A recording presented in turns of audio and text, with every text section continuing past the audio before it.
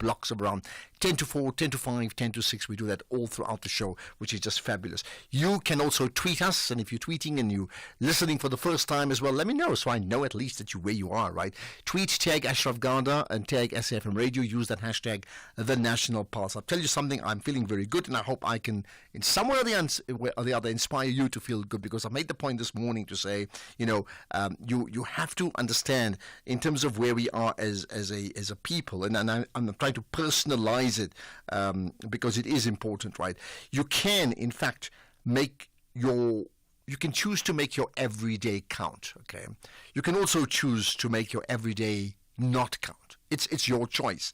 I certainly want to choose to make the day count. I think I've had a great day so far, but if in any way that my sense of making my day count can rub off onto you to make your day count, then hey, then we're chummies, then we're doing something together outside of just listening to the radio. Right, let's get to some of the biggest issues. I made the point, there's lots to talk about. Let's reflect on Julius Malema, the EFF Commander-in-Chief, who commented today on a range of issues. The Expropriation Act, one of them, the issue of the DRC, another. But first things first, he spoke to the media today during that visit to the Relebohile High School in Khutsong in the Merafong municipality. And amongst the things he spoke about is talking about M23. Now that name is important. M means March, by the way, and that's the group that's been fighting, that's effectively taken over that region called Goma in the eastern part of the DRC. That's very close to Rwanda, and this is what he had to say. There's a rejection of African standby force by the imperialist forces in the West because they benefit out of the instability of DRC and Africa in particular. If there is any country that was messed up right from the beginning, was DRC. They have been destabilizing that country for many years because they want those minerals in the DRC. They even created illegal landing strips to land in DRC, to steal directly from DRC and leave. There's nothing revolutionary about M23. Yes, we understand the dynamics of those who are found in that region and the leadership of DRC ill-treating them. But what is important is we cannot allow black-on-black violence. In whose interest is that? Why do you take up arms to kill other fellow Africans? So we should first stabilize DRC and support the SADC initiatives and support the UN intervention, because the stability of DRC means the stability of SADC, and the stability of SADC means the stability of our continent. So we should be concerned that there are problems in the DRC, and before they come to us, they have to be stopped in DRC. You don't wait for them to come to you for you to realize we have a problem.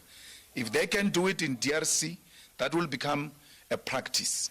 And the African agenda is such that we have to go and help the people of DRC. But we must not do that to our own detriment. We have to deploy the best capacity we have. And if we don't have, let's confess we don't have it and withdraw. We may have the interest to defend, but we may not have the capacity. But children are going to die.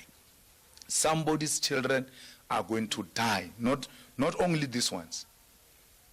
If you had shot 9 American soldiers with that madness which is in the presidents of America now, they would have flattened you the following day. No one would have played jokes. People are playing jokes with the lives of our brothers, and we must not allow that. If they can't give them equipment, let them come back. They were the death before this one. The soldiers were telling me that there were actually 2 military helicopters in their base, but there is no pilot to fly those helicopters. The first and the last time they flew there, that's when they were taking them there.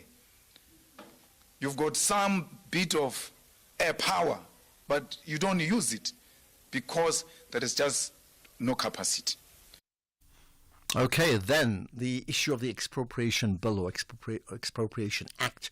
Naturally, the EFF or Malema's got a position on it. So here's the thing. He doesn't support it, but it's a big but. With regard to The second question. The Expropriation Act. We don't support the Expropriation Act because it's cosmetics. It's not a real act of doing anything. People just want to be seen doing something because it doesn't resolve the return of the land into the rightful owners. It talks about expropriation with compensation to justify willing buyer, willing seller.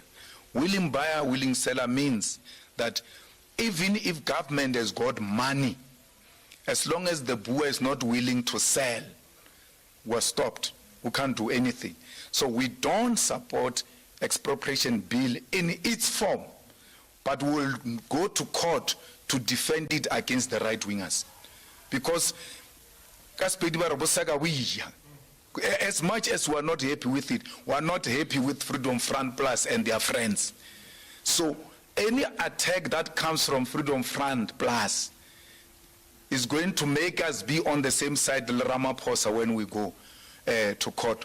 We have already briefed our lawyers that once they put a court case, send their lawyers a letter now that tell them EFF is an interested party.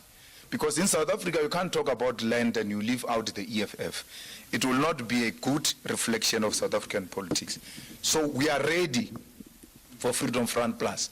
But they are bluffing. They like things. I mean, the leader of Freedom Front Plus, since he was made a Minister of Correctional Service, a man has gone AWOL. He's only coming back now to tell us that he's going to court and all manner of things. So there is no any Freedom Front Plus. It is an entity to represent racist agendas.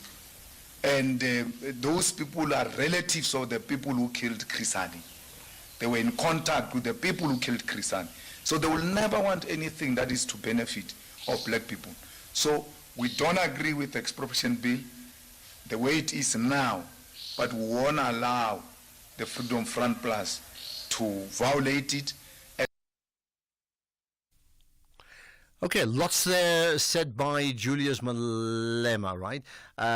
Right, what do you make of this? I mean, just quick thoughts on this. You can just effectively get it off your chest. Tell me what you make of his comments, where, especially with the expropriation bill, he's saying, or the act, he's saying, we don't support it, but any attempts by the Freedom Front Plus and others to take it to the Constitutional Court to challenge it, well, we won't support that either, because we won't want to block it, because we're certainly not going to be partisan to the Freedom Front Plus and others like that. So it's an interesting, in fact, that, for want of a better word, that's his, you don't have to put a name to it. That's the type of compromises that saw the formation of the government of national unity, isn't it? Just think about what I'm saying to you, that I'm not talking about a formal situation, but I certainly am talking about parties doing what they think serves their interest at that point in time. So that's interesting. The issue of the DRC is really very, very worrisome. We've already had problems in Mozambique, you know that,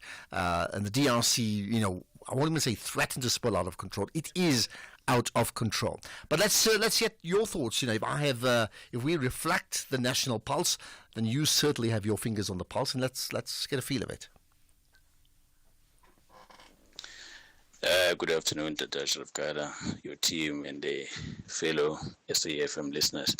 Ntatekad, besides South African soldiers being killed in the DRC, do we have other soldiers killed from other countries? One guy who is a soldier told me that they are using old machinery. He said one day he slept with his pistol under his pillow.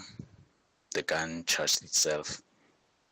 And he told me that some of the guns, when you try to shoot with them, they simply don't shoot. Now, I'm not happy. If I were the president, I would have cancelled this thing of our soldiers being stationed in other countries. Our country needs our own soldier. People are doing as they wish inside the stomach of the country. People are going to the mine shafts. People are digging graves and smoking dead bodies. People are doing so evil things that could have been addressed by the army. Afternoon, Ashraf. Can you please educate me? Why is M23 fighting? What's their end goal? Do they want a separate part of that DRC, or do they want to be part of the government? Or what is it really that they are fighting for? Because we rarely hear anything. We just hear the Rwanda big, the M23. What are they really fighting for? Please, Okay. can you educate me, please? Well, thank you. Let me educate And myself. from what Let me educate myself. I'll tell you what I have a sense of it, but what we're going to do, we're going to speak to a guest about it in the next couple of minutes, in fact, and I think then one of the parts is an explainer on that issue, right? The other that didn't come through very strongly with Julius Malema's clips, but he certainly has said so, is the point of one thing is sending South Africa's defense force to be in the DRC as part of a peacekeeping, which I think is good and honorable, right, to be part of a peacekeeping operation in that region. But since we now know that 9 people died, he made the point that in fact they're ill-equipped. You can't send an army of people there to defend a democracy, for example, and then ill-equip them in case there's a war, and suggesting that they're ill-equipped. And therefore looking for trouble, and he made the point that therefore children will die. Interesting one indeed, right? Right, let's get to another thought. Let's get to your calls. Imbawana talking from Mahikeng. Hi. Hi, good afternoon. Yeah, good afternoon. Go for it. What's your point? Yeah, you see, those parties who are talking about taking the issue to court, they are very welcome to do so. But we prefer to go to international court. Because why? UN declared it was a crime against humanity in 1973. So if this issue going to go to court now, it's going to be better so that we're going to demonstrate what our grievances are. Because we know the land was taken and then divided among themselves, and then they put laws without putting it in a parliament, their own laws. And now they want us to follow those laws. So that is a problem, because we cannot leave people living under the electrical power. You go into Cape Town, there's a place called Danunde. People, they're living under the power lines of Eskom. And you know, living under the cable of Eskom, you can suffer from cancer. The government has been complaining to say they got no land. Understand? So this time they have to sort out this problem. We cannot entertain the people are suffering, and we're talking about. Well, I think there are multiple problems that we need to sort out in our country, and we can't deny that. If I list 10 big issues that need fixing, I wonder, you may come up with your own 10. I mean, really. Imbawana, thank you for that, right? On the issue of expropriation. Colin in Cape Town, go for it, Colin. Good afternoon, sir. Yeah, good afternoon. Sir, I agree. I hardly agree with Malema, but I agree with him. You know something? Our army is not equipped like they were years ago. I listened to somebody, an expert, talking this morning that our army was the might of Africa before democracy. The might of Africa. We exported, we did this, we had everything. But to send those guys out there, and you know something, who is actually in charge there? Is it the DRC people or the? But I mean, that's the basis of the argument, you know. Yeah. So why do you think we don't shape up? What's the part that you agree with Malema? Yeah, no, Malema is right. We haven't got the equipment. Our soldiers are not trained. They are not trained like they used to be trained years. Fitness and all that. He spoke about being fit and overweight and things like that, and this ill discipline. This guy spoke sense this morning. Okay. And our military is not equipped. We haven't even got fighter helicopters. They are on the ground. Okay. Colin, you've made your point. I hear you. You've made your point, and I wonder if others agree with you or not. And I guess many people will be. Actually, we were trying to get hold of the South African Defence Force and the minister, relevant minister too. They're just in a meeting right now, maybe understandably so. But I can tell you now, between myself and the team, you know, Temba and Keys, we will get on top of that story, because we certainly want to get their thoughts as well and reflect what they're thinking about what's happened in the DRC. For now, you can talk about all those things, the DRC, expropriation, and other big issues that have come through over the weekend and moving on to this, a big week for news. There's no question about that. This is the National Pulse. If you think you cannot afford a lawyer, think Think again. Clientele Legal has made professional legal services affordable for you. Whether it's a civil, criminal, or labor-related matter, we have a nationwide panel of attorneys standing by to assist you. SMS SAFM to 32195. That's SAFM to 32195 and we'll call you back. Clientele General is a licensed non-life insurer and an authorized FSP. Standard rates and terms and conditions apply. Life is too short for long-term grudges, but when it's the Soweto Derby, black and white confronts gold and black. The Buccaneers believe while Amakhosi still emphasize experience Mzansi's biggest football rivalry, Orlando Pirates versus Kaizer Chiefs, on Saturday 1 February at 2 p.m. live on SABC1 and at 3:30 p.m. on SABC radio stations. Also available at your fingertips on SABC Plus. Proudly brought to you by SABC Sport. For the love of the game. With Ford's Blue Sky offers, get a new Ranger XL from just $5,899 per month, including our optional service plan. 10% deposit, prime is 4.75%, 40% residual. Visit your trusted Ford dealer today for Blue Sky offers where our Ford Family Guarantee comes standard. Limited time offer while stocks last. T&Cs apply. X at SFM Radio and at Ashraf Garda. All right, so having commented, I certainly welcome further comments on the issue of Julius Malema. Let's get then to certainly the biggest issue on the continent, really, right? And that's the issue of the DRC. So the situation, as you know, deteriorated rapidly in that eastern DRC region.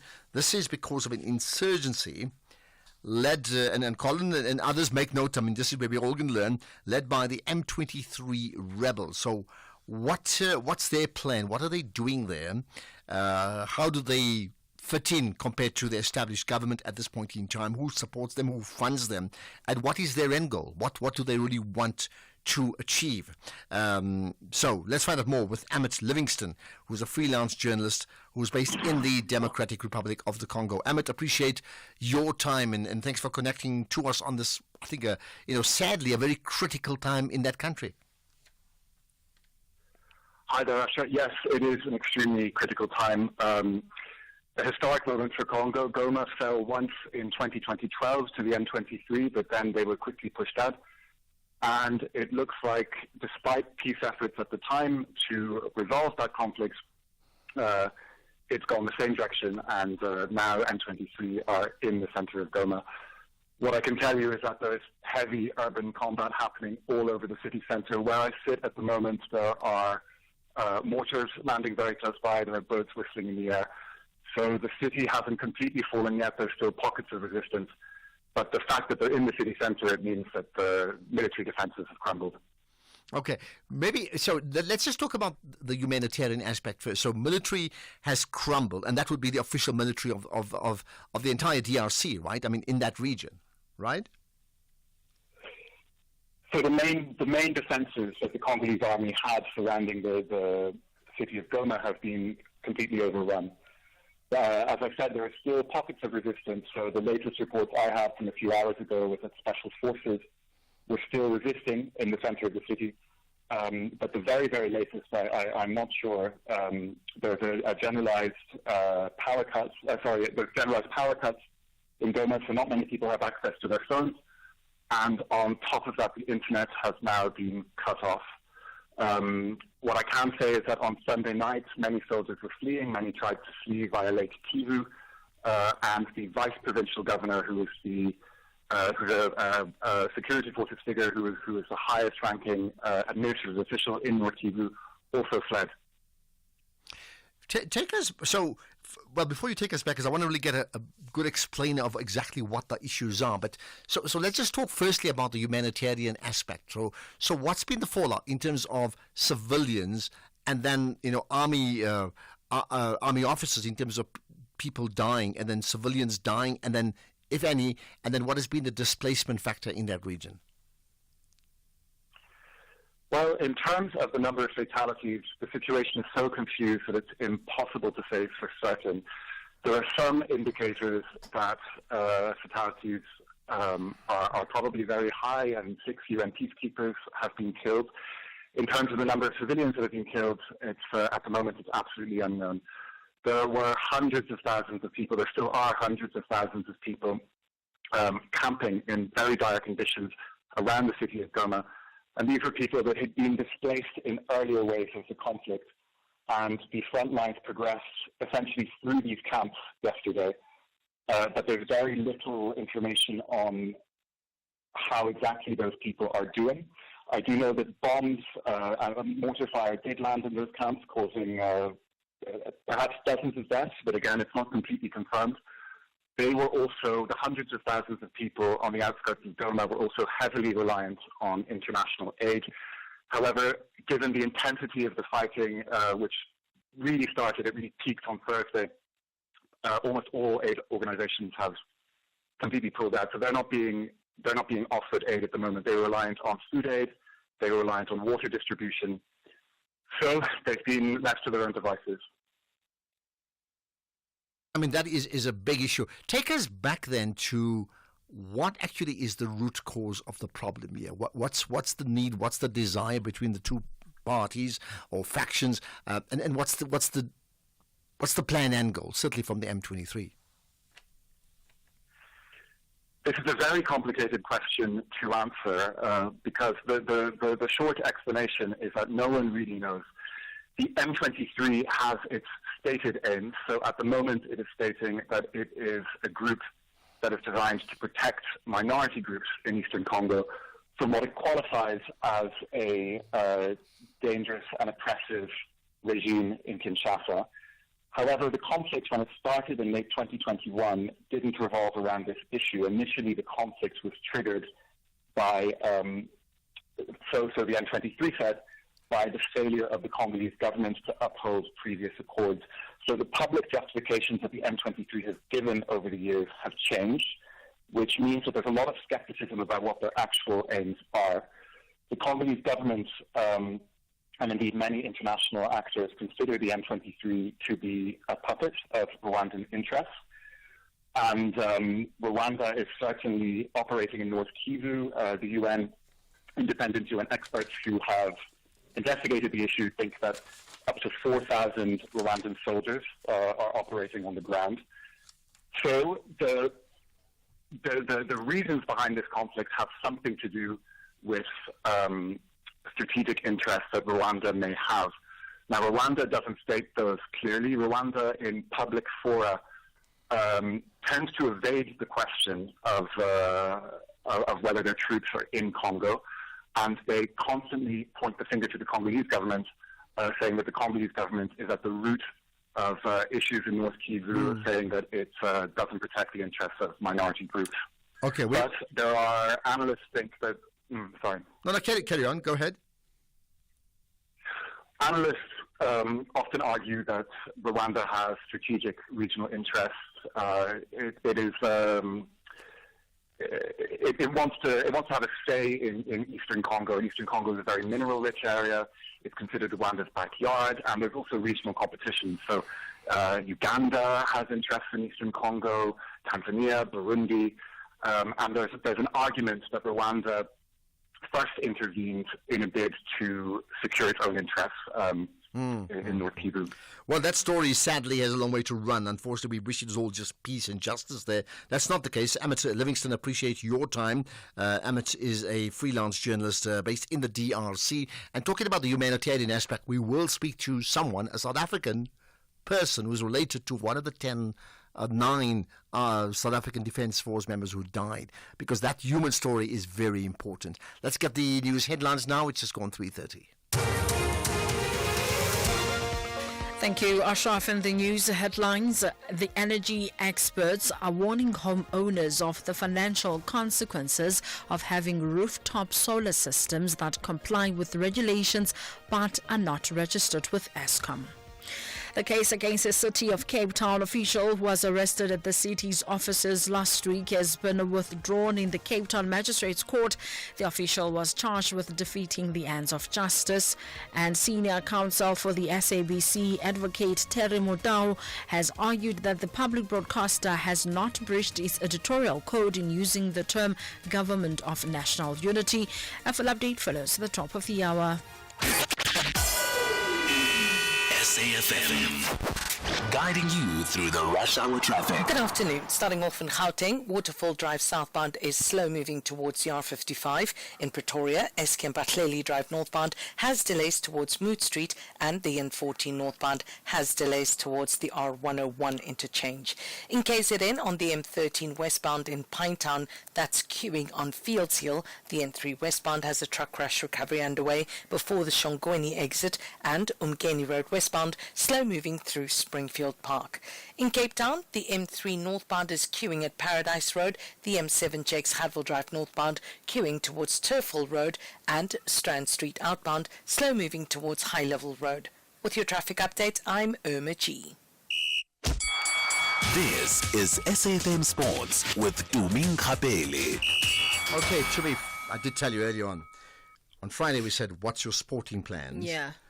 So today, let me ask you, how was your sporting weekend? What did you do? What did you enjoy?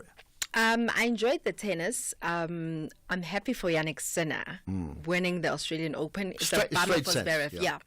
It's a bummer for Zverev, but listen, he deserved it. I kept on thinking, if this was Djokovic, I mean, you can't take it away. Injuries happen. Of course. That was never going to be a three-setter. No. Oh, absolutely not. Goodness. He was going to fight until the end. I also watched Leicester beating Tottenham Hotspur. Okay.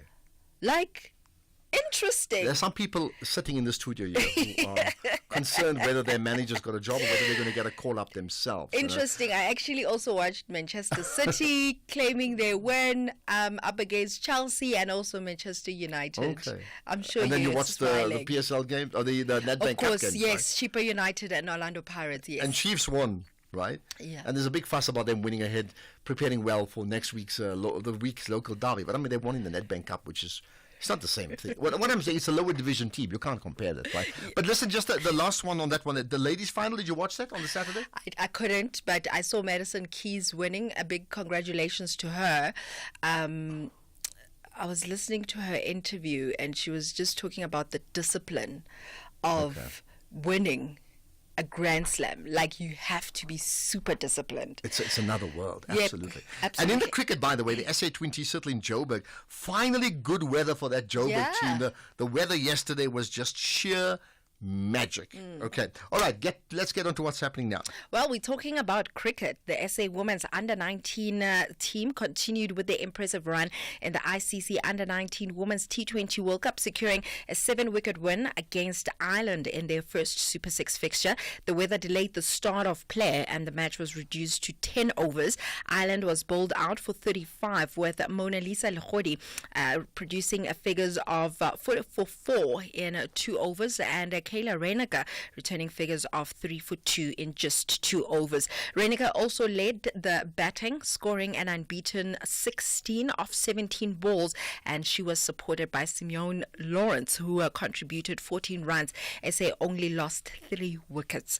In football, South Africa have been placed in the second pot for tonight's Africa Cup of Nations finals draw in Morocco. South Africa will not face any of Burkina Faso, Cameroon, the Democratic Republic of Congo, Mali or Tunisia, who are all in the same pot, but they will be drawn into one of the 6 groups alongside one of the top seeds, which are hosts Morocco, holders Ivory Coast, Algeria, Egypt, Nigeria and Senegal, and that draw is at 8 p.m. Meanwhile, Kaizer Chiefs have announced the signing of 3 players in Glody Maccabi Lilepo, Thabo Cele and Tashreeq Morris. Now, Lilepo, who's a Congolese international, has signed a 2.5-year deal, with Cele signing a 3.5-year deal and Morris 2.5 years. And on the other side, DR Congo winger Christian Siale Osaile rather moved to SuperSport United as part of the Morris deal. Meanwhile, Sekhukhune United coach Letlhonolo Siema says that a familiar foe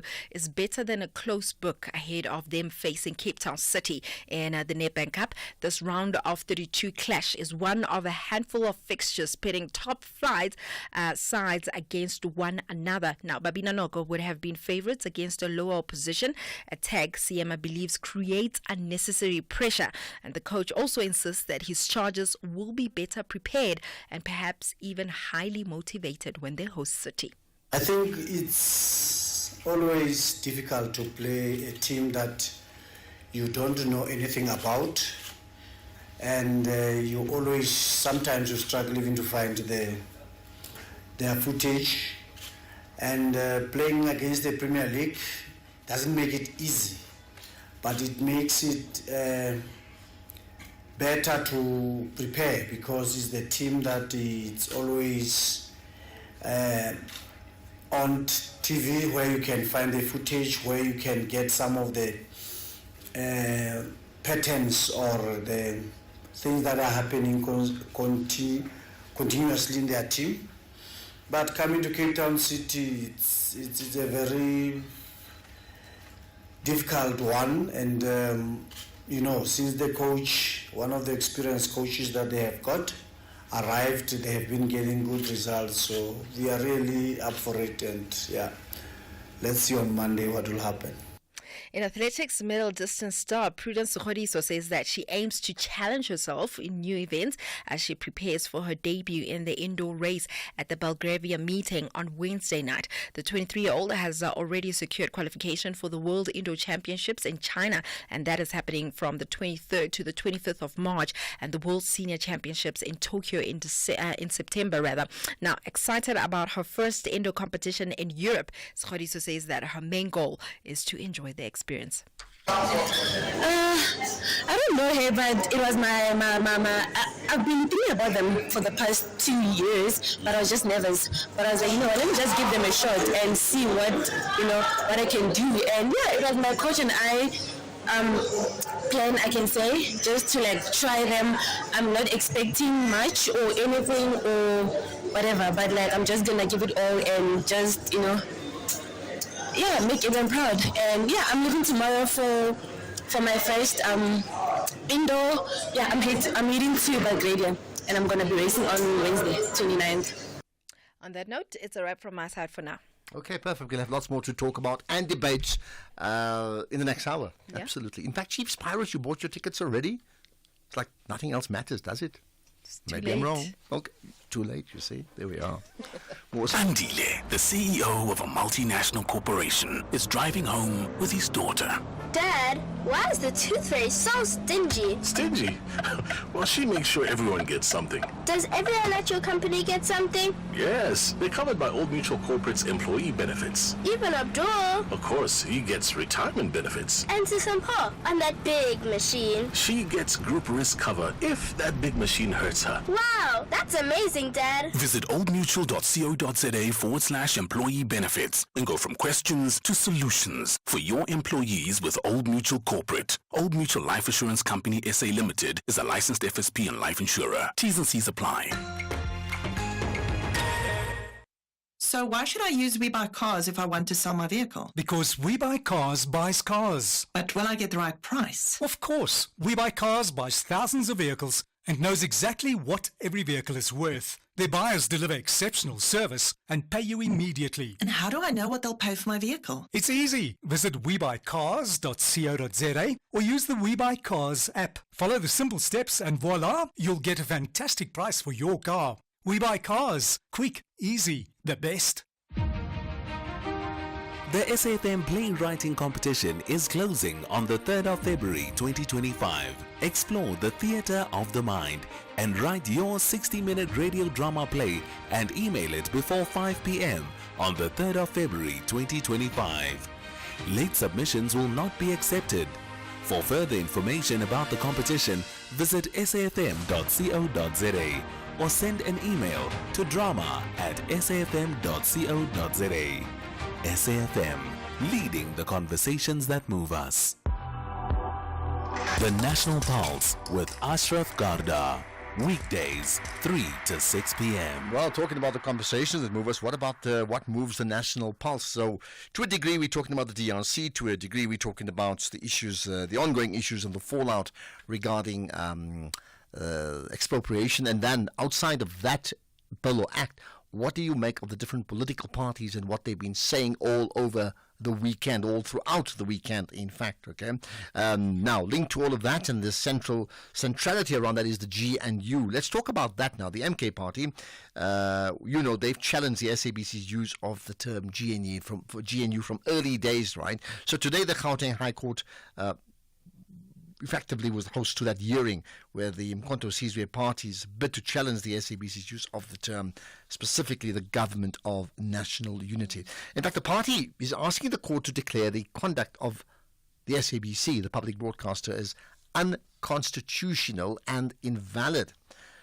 So that's fascinating. There's a bit of a conundrum, isn't it? Let's find out more from the SABC News reporter who's been covering the story, Sabatle Mota. Thanks for your time. Fascinating day, I'm sure, in court. Oh, good afternoon to you, Ashraf, as well as the listeners. Very, very fascinating. As you know, the court is still going on. But, I mean, some of the arguments that we've heard from Advocate Dalimpofu, who's representing both Zuma and the MK party, is that by the SABC continuing to use the term GNU, it is essentially taking sides and siding with the DA as well as the ANC. He's further argued that this is not a government of national unity, rather it is a grand coalition between the DA as well as the ANC, as said by the DA's federal chair, and as well the statements of intent being signed by both the ANC and the DA. So he wants that to be declared unconstitutional because the term government of national unity is not the term that should be describing this current government. How many times did you hear the word government of national unity today? Oh, I'm probably going to dream about the government of national unity tonight. But yeah, I mean, it's essentially this is what this court case is about. Absolutely. Well, as you talk about it, for some people it's a dream, for others it's a nightmare, so I can understand the discrepancy. So where are we now with this hearing? I mean, what happens next? Well, currently, the advocate Terry Mutau has essentially asked the court to dismiss this application with costs, saying that there isn't any basis and that the SABC has not breached, its code of conduct in using this term, because that is essentially what Advocate Dalimpofu is arguing. So right now he is making his final submissions or his final arguments, just saying, I think another interesting point of view that came from this from this is the fact that Advocate Dalimpofu keeps saying that the SABC, in promoting the government of the government of national unity, is essentially being used as a mouthpiece, because it is forcing the public broadcaster to somehow promote all things that essentially have to do with the DA and the ANC. And he says that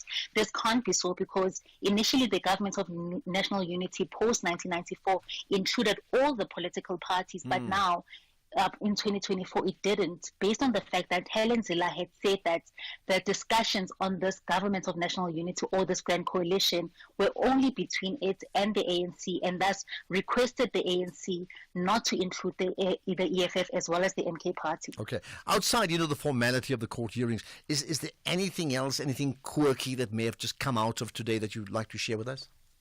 Yes, and in true MK style, Ashraf, I mean, there's always a stage that has been set following the proceedings that have taken place inside court. So we are expecting some of the top officials to address the crowd. I mean, I have spotted Ntlamulelo Ndlela in the courtroom, but there was word that the MK leader, Jacob Zuma, would come, but we haven't seen him so far today. But I also have seen some other well-known faces like your Andile Mkhiltamas who are attending that court case. So, I mean, as soon as we've wrapped up here, I suspect that there will be some form of address that takes place outside. Okay, let's leave it at that. It could be a hectic time for you. I know Sabatle Mota, the SABC News reporter, covering the story of the MK party's bid, their legal bid now, to challenge the SABC's use of the term the GNU, suggesting, in fact, that that government of national unity is a term that's unconstitutional and therefore invalid. It's something we spoke about at length before. What do you make of that now? Now, by the way, just to tell you that in terms of that's the one thing, right? Now, let me also remind you that from SAFM, right, we're streaming live on all SFM social media platforms. So when I say all SFM social media platforms, I'm trying to get Keith to get me to guess how many they are. I don't know. Certainly there's the X platform, the Twitter one. There's also YouTube. There should be TikTok. There's Instagram. There's Facebook as well. If I've missed anything, forgive me. And there's just general live streaming. And by the way, on the Twitter feeds as well as Facebook, we've got the visual live streaming as well. So you actually will be able to see, you'll be able to see me. I've got a burgundy top if you really want to know, okay? T-shirt. Is it burgundy or maroon? Well, you can have your own debates about that. The only way to know is you actually see it and you can tell me what you think. Okay, but let's get to your calls next. We definitely know what good insurance is. Outsurance don't delay when it comes to any claims. If something happens to one of our vehicles on the road, service delivery is the main thing. They make sure that you are a satisfied customer from the beginning to the end. It's definitely a win-win with Outsurance. Switch to Business Outsurance today and you could get a massive 20% discount on your business insurance premium. SMS quote to 43328. That's quote to 43328 to switch and save today. Licensed insurer and FSP. TCs and information online. Small or medium-sized business. Okay, let's get to some of your voice notes. I'm just getting the go-ahead that we can play them. Yeah, I think we can. Let's get to some of them. And yeah, there's big issues about the DRC. Predictably, it's a big discussion. Good afternoon, Ashraf. Ashraf, the M23 is just the name. Those Congolese are in M23. They are using them to cover up. That is Rwanda, helped by America, France, all those European countries, those big powers that are behind it. M23 just a name that they put there, few Congolese, so that they can say is the war between Congolese. But in reality, it's not that. Okay, you're saying it's not that, then I wonder what is it, right? Good afternoon, Ashraf. Ashraf Matabore. Ashraf, deploying soldiers to other countries within the continent is something that we should continue doing. The unfortunate thing is that when there is a war, there are some casualties. And the other one would be if they are supplied with the wrong machinery, then it is wrong for the leaders of the soldiers to do that. They have to look for better machinery that will take them somewhere. Imagine if South Africa had to be faced with rebels. So our own soldiers would not even manage to deal with it. And then will require the assistance from other countries as well, or neighboring countries. Thank you, Ashraf. Okay, well, I mean, that's an interesting point, and I agree that, you have to be supportive of, to keep stability, because you don't just go on your own to invade. But then the next question is, that army that goes and maintains peace, how equipped are they? They must be well equipped, or else. Hi, Ashraf.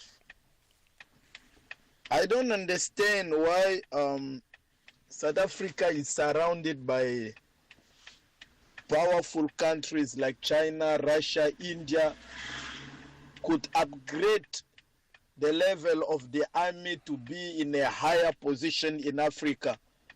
But how their army may be in that lower level?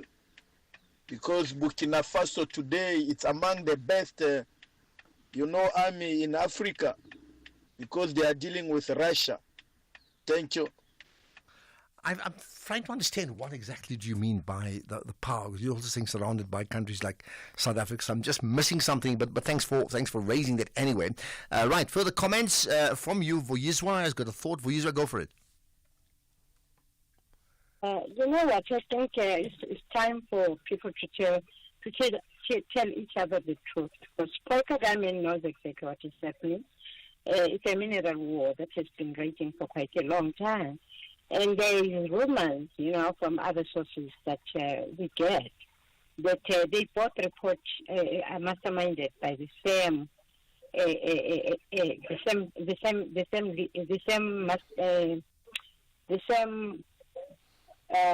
power, like France, America, Britain, and others. They give them the instructions, like in different spaces. But they're all fighting for these powerful countries, so-called powerful countries. Well, I mean, I don't know whether they're fighting for them. I think the fact is there are vested interests across the board. They are fighting for them because those ones are interested in the minerals. Okay, but I'm also saying they're also fighting for themselves. Yeah, it's not, there's it's nothing. But I'm also saying they're also. How do you know that? Like This war has got an external hand because there is no way. In Africa we have an idiom that says, something that doesn't come to an end is a myth. So we cannot sit and watch these men creating so much problems. Right now we are all impacted by this war that we did not start.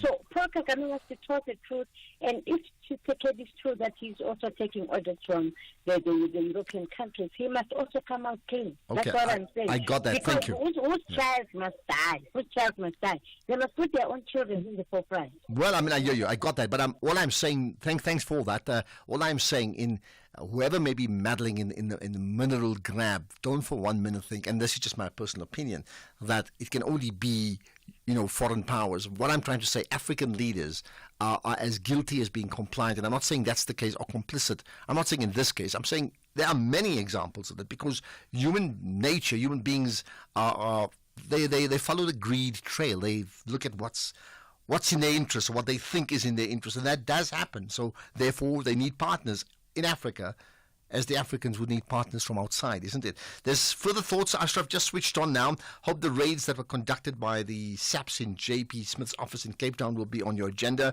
And by the way, there was an arrest there, but I will not be surprised if it's not on your agenda. It's only when the scandal involves blacks that you guys run amok. Oh my goodness. Okay, I don't know how to respond to that. There are lots of different shows that do different things, okay? And if some shows cover some things, then we may not cover the same thing. So, in fact, you just put it on the agenda and I've read it out anyway. But to think that that's all we do, well, you've got it completely wrong. Ashraf, it's Tommy in East London. I have just went through to the attributes of Ibrahim Traore of Ivory Coast. I think it's Burkina Faso, right? His achievements as leader of that country within 2 years is way too far compared to South African government. That to me tells you that there is no political will in this government. If we can be outstarted by such a small country, I have these leaders and the rest of Africa can take some notes. So congratulations, Mr. Traore. Well, there you are. Well, I mean, it's something we discussed the other day. The rapid pace of how they've made decisions in many ways is parallel to Trump. Whether they're making the correct decisions or not is not what I'm debating, but just the speed of making decisions when we just don't seem to get that right. Greetings and peace. The city of Goma's condolences to the family who have lost their loved ones on all sides of terror. Almighty God bring peace unto the regions. And there's more. The saddest is the citizens of the country do not benefit in their God-given resources. Others benefit. What's said and is much appreciated.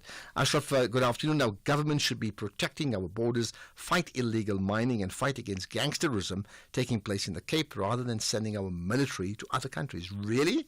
It's never that clear-cut, I can tell you now. If we don't support each other as neighboring countries, then you would allow, in fact, let's say cases, you have an attack, you have a coup, you have a genocide, you just say, it's not my problem. In fact, South Africa was built on global solidarity, who put pressure on apartheid South Africa to make sure that that nonsense does not continue. I want to check if we've got some more calls I can take. What I'll do is let me get to some of the many WhatsApps. So I'm surprised nobody's brought up the issue of Janus Valus because he's unrepentant. He says he'll do it again. So should he have been given parole? I mean, sure. I have to ask that question, like, what's the procedure? How do you decide to give someone parole? And it comes out like, I'll do it again. Good afternoon, Ashraf. Ashraf, the confession by Janus Walusi yesterday leaves a lot of questions and answers. And you remember, people used to say there are certain prominent figures from ANC who are involved.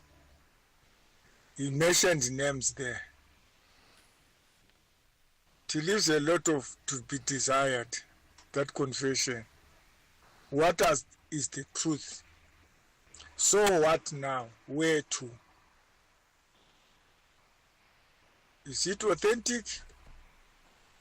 was just, I don't know. It's worrisome. Anonymous. Well, what do you mean by you saying is it authentic? He said it. He said I'll do it again. No repentance. Like from his side, he's like cool, right? Good afternoon, Ashraf. I may not agree with the political ideology of Mr. Malema.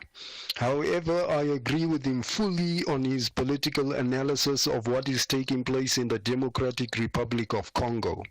In short, very few countries ever decolonized in Africa, and that is South Africa, Botswana, and Egypt.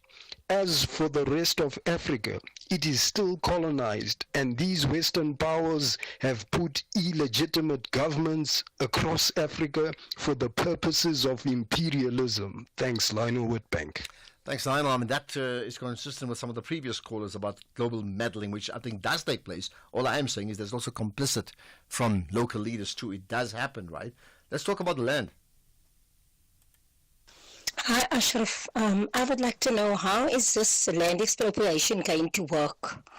Because there's so many of our families that are properties that lays dormant, but it is in a trust and it is in wills. So how are they going to dispossess the colours of their trust? That's all I want to know. I'll tell you what. Thank you, Louisa. I can't speak on behalf of the whole community, Louisa. And I'm not the expert, but all I can say to you is there's been this massive overreaction. First of all, listen to the podcast of the interview that I did on Friday. I think it was about 3:10. It's available. Just go to the National Pulse, you'll find it. But we got an expert who explained it all, not a political party, an expert. That's one. Number two, I think when it comes to houses of communities, and if people think there's going to be this grab, it's not going to happen. It could well be certain land, unused land. I don't say that debate won't happen. But to think now, as you've suggested, like there's a fear factor that they're going to just come and ring fence your entire community and uproot you. Really, I don't know where that's come from, and I don't know who's even suggested that's going to be the place. So I'm just telling you, chill, really.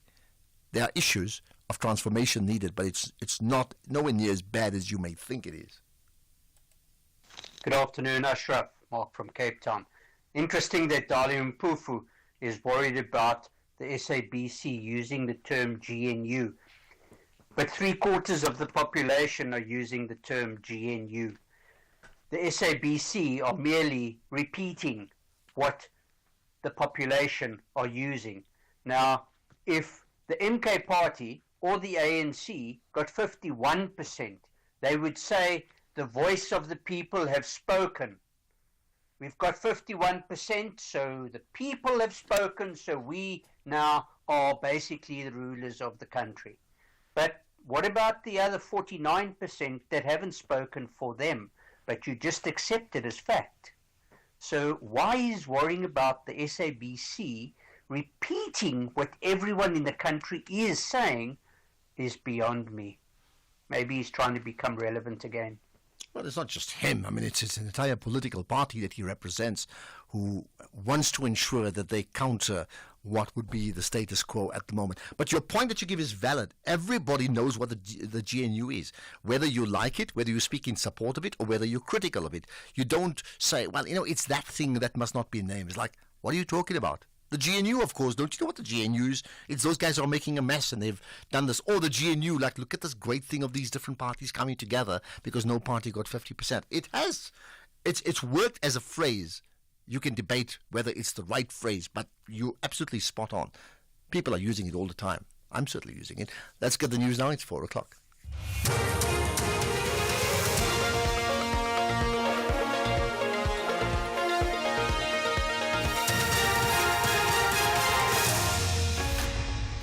Thank you, Ashraf. Top stories at 4. Eskom warns homeowners with rooftop solar system and court withdraws case against City of Cape Town official. For SAFM News, I am Onda Lambana and a very good afternoon. Energy experts are warning homeowners of the financial consequences of having rooftop solar systems that comply with the regulations but are not registered with Eskom. It comes as the power utility and municipalities ramp up efforts to enforce stricter controls on solar systems tied to the grid. Energy expert Chris Yelland says a significant number of homeowners have not applied for permission for their solar rooftop systems to connect to the network. Yelland adds that while these measures are aimed at ensuring improved grid safety, some see them as efforts by Eskom to keep revenue control. If the right safety procedures haven't been followed on a rooftop solar PV and battery installation, it can, in some circumstances, present some dangers to Eskom and municipal staff that are working on the distribution lines. So there are reasons why these rules exist. Although many of them, I think, it is true to say that they were there to try and inhibit users. The case against a City of Cape Town official who was arrested at the city's offices last week has been withdrawn in the Cape Town Magistrates Court. The official was charged with defeating the ends of justice. Authorities have not confirmed whether the incident is related to the raid on the offices of mayoral committee members J.P. Smith and Xanthia Limburg last week. The Police Commercial Crimes Unit descended on the municipality's offices as part of an ongoing investigation into tender fraud in the construction sector within the city of Cape Town. Senior counsel for the SABC, Advocate Terry Modau, has argued that the public broadcaster has not breached its editorial code in using the term Government of National Unity. This says the MK party has hauled the SABC before the High Court in Johannesburg, challenging the use of the term GNU. The MK party has argued that the use of the term promotes a false and inaccurate depiction of the current government. Modau explains. Even assuming they're correct on everything, the remedy is to say the SABC has breached its editorial code and these provisions, etc., and it has breached the conditions of the Broadcasting Act in these sections. There isn't such a case, my lady, and because there isn't, if you've asked for the wrong remedy in breach of the principle of subsidiarity, the court unfortunately cannot come to assistance. The case of a man arrested in connection with the murder and rape of a 6-year-old girl has been postponed to the 24th of next month in the Proteam Glen Magistrate Court in Soweto, Johannesburg. The girl's body was found in a shack not far from her home in October last year. The accused, a Mozambican national, Peter Semayo, says charges ranging from kidnapping, rape, murder and contravention of the Immigration Act. His legal counsel is Advocate Ndibuo Masindi. When we came here today, we're expecting for the DPP decision, since on the previous occasion we postponed this matter for DPP to take a decision as to whether the matter will remain here in regional court or whether the matter will go to high court. So when we came today, we're expecting the decision from the DPP, but the state informed the court that the DPP decision is still outstanding. And also the issue of the docket, there was no docket in court, so the matter was postponed for the DPP decision and also for the docket. Former Minister of International Relations Naledi Pandor has called for diplomatic efforts to address the crisis in the Democratic Republic of Congo. This comes after 9 South African soldiers were killed and several others injured whilst fighting M23 rebels last week. Speaking to the SABC, Pandor says the ongoing strife is disheartening and hopes the upcoming UN Security Council meeting will bring solutions. DRC is a large country with significant resources for the continent, and I think a great deal of strategic capability that could be of huge value for our development. So to see it in such strife really disheartens, I think, leaders on the continent. So I'm hoping that with the Security Council meeting planned for today, and hopefully with the attention of the African Union and SADC. Recapping the top story, energy experts are warning homeowners of the financial consequences of having rooftop solar systems that comply with regulations but are not registered with Eskom. I am Mondela Mbarova, SFM News Headlines at 4:30. In sports this hour, SAFA looking to introduce a cup competition for the Women's League. Snyman targets improved discipline after Blitzbox mixed Perth campaign, and India's Bumrah named Test Cricketer of the Year after Sensational 2024. More details at 4:30. SAFM, guiding you through the rush hour traffic. Good afternoon. Starting off in Gauteng, the M1 southbound in central Johannesburg slow moving towards Crown Interchange. The N3 southbound in Alexandra has a crash near London Road. Houghton Drive northbound in Parktown has delays towards Newton Street. The N1 northbound in Midrand, a crash reported near Allendale Road. And Mabopane Highway in Pretoria is where a truck crash is reported at the N4 highway. In KZN, the N3 westbound queuing towards Cliffdale. Old North Coast Road is closed just north of Columbine Place, and the M13 westbound in Pinetown queuing on Fields Hill. In Cape Town, the N1 outbound has a stationary vehicle reported at Yip de Jager Avenue. The N2 outbound has a crash reported at Mowbray Main Road, and Baden-Powell Drive in Khayelitsha has sand reported on the carriageway at Monwabisi, so proceed with caution.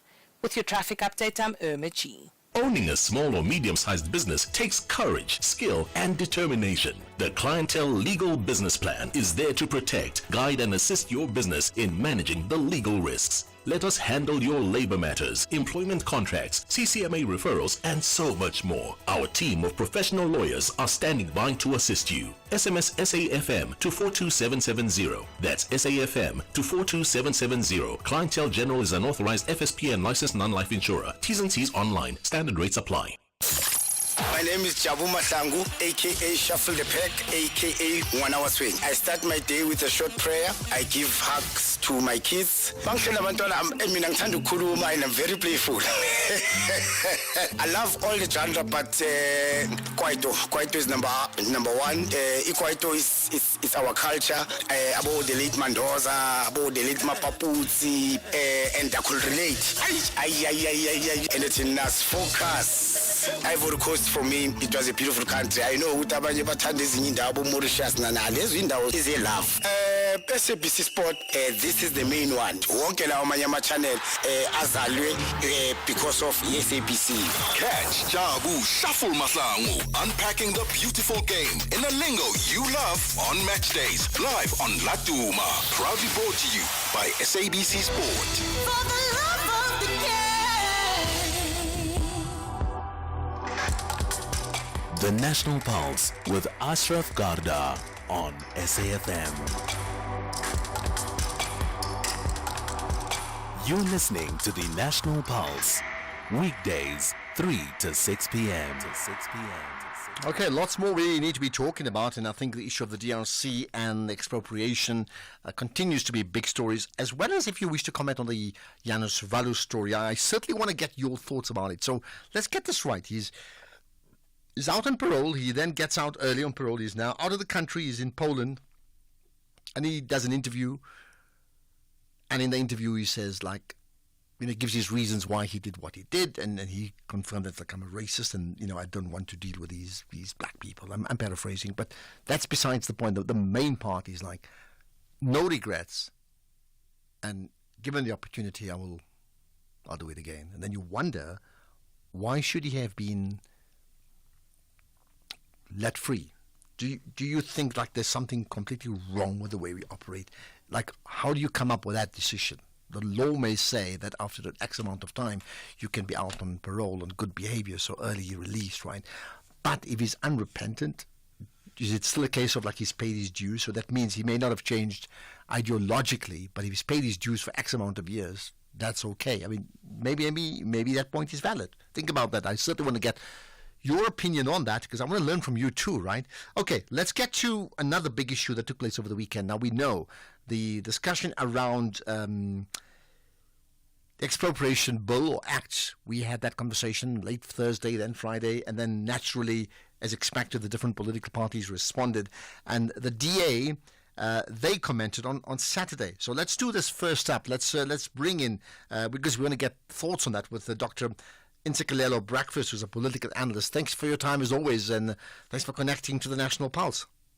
Thank you very much for having me. Thank you. Right, so we understand that, on Saturday, the DA leader, John Steenhuisen, told the media that the party has invoked Section 19.3 of the Statement of Intent of the GNU. So, that state is almost like an MOU, my understanding. that regulates the relations in the GNU amid differences over expropriation and other issues. So I'll get you in just a moment, Dr. Breakfast, but let's do this. Let's play, firstly, a clip of what he said. Well, today we had a press conference here in Cape Town to outline how we intend to deal with the Expropriation Bill and NHI going forward. We're having declared a formal dispute now. The Democratic Alliance is committed to the government of national unity, but it cannot be a government where we simply become spectators to the ANC's policies and procedures and values and principles. A government of national unity and a coalition by very nature is a power sharing agreement. And if we're not able to power share in a way that allows us to advance the growth and jobs agenda, it makes it very, very difficult. So what we've called for today is a reset in the relations within the government of national unity to make sure that it is a genuine partnership and power sharing in the interests of South Africa. All right, so let's get back then to my guest, Dr. Breakfast. So what do you make of that? I mean, so we have Parliament as we know it, right? We have the Constitution as we know it. Then we've got this creation, and it's interesting, it's very topical right now with the GNU and what we're calling it. But then we've had that understanding of the different political parties in terms of their rules of engagement. And I see John Steenhuisen wants to invoke that. Now, does he have a point? Yes, I think that he does, because no political party won the elections outrightly. The interpretation of the DA is that the ANC is trying to impose its hegemony as if it is the one that won the elections. Remember the democratic outcomes, they showcased that one-party dominance is a thing of the past. And that if you want to make decisions on policy matters, you have to consult across the political spectrum.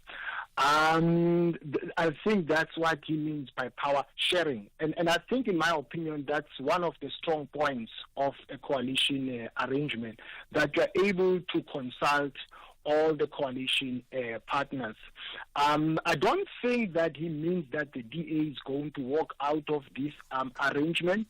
I think the beauty of this arrangement for them is that there are avenues for them to explore. For instance, there is that conflict management avenue when they are unhappy about the way things are.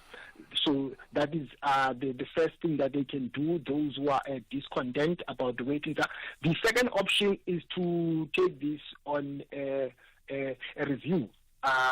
So from my standpoint, I don't think that what he says means that the DA will walk out of this. Remember, the EFF, and I know that we'll talk about the EFF, but I think it comes into the picture. The EFF, when Malema was making his closing remarks in the conference of the EFF, he said that the EFF is on standby if the DA jumps ship from the GNU. Now, the DA is well aware that if it walks out of the GNU, it means that the EFF maybe or the MK might join forces with the ANC, and that might mean that there will be a radical policy shift. So I think they're going to fight on the inside as opposed to fighting on the outside. But in terms of your understanding, so I mean, that's a point well made, that they'll bark, they'll do whatever, but they're not going to bite each other at the end of the day, because both parties realize, the ANC and the DA, at this point in time,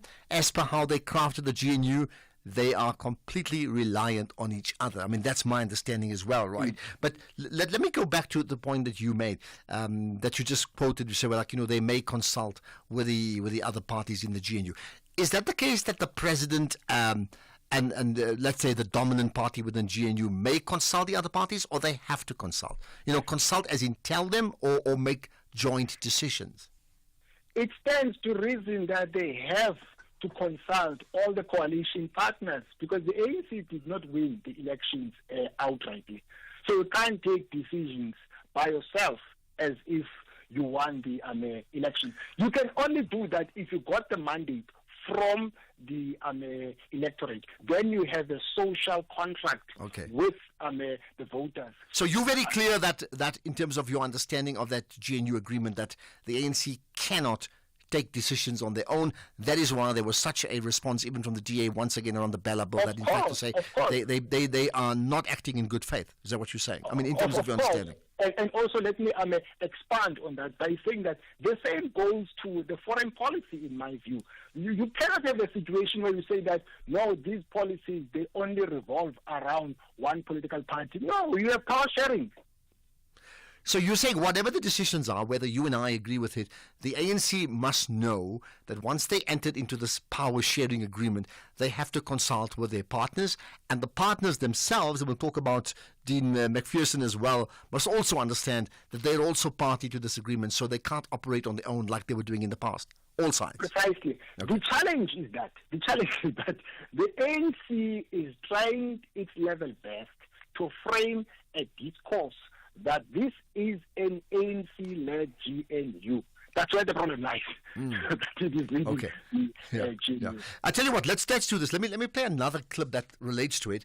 The ANC Deputy President Paul Mashatile, well, he responded to the issue of Dean McPherson, and he said that McPherson must resign if he won't implement government policy. Now, the reason he brought that up was McPherson suggesting, and we had these conversations on Friday, and we have a podcast regarding the ANC, the deputy president, certainly from that relevant department, right, saying that, he can't, he'll take his orders from the DA. So Mashatile is saying that Dean McPherson must resign if he won't implement government policy.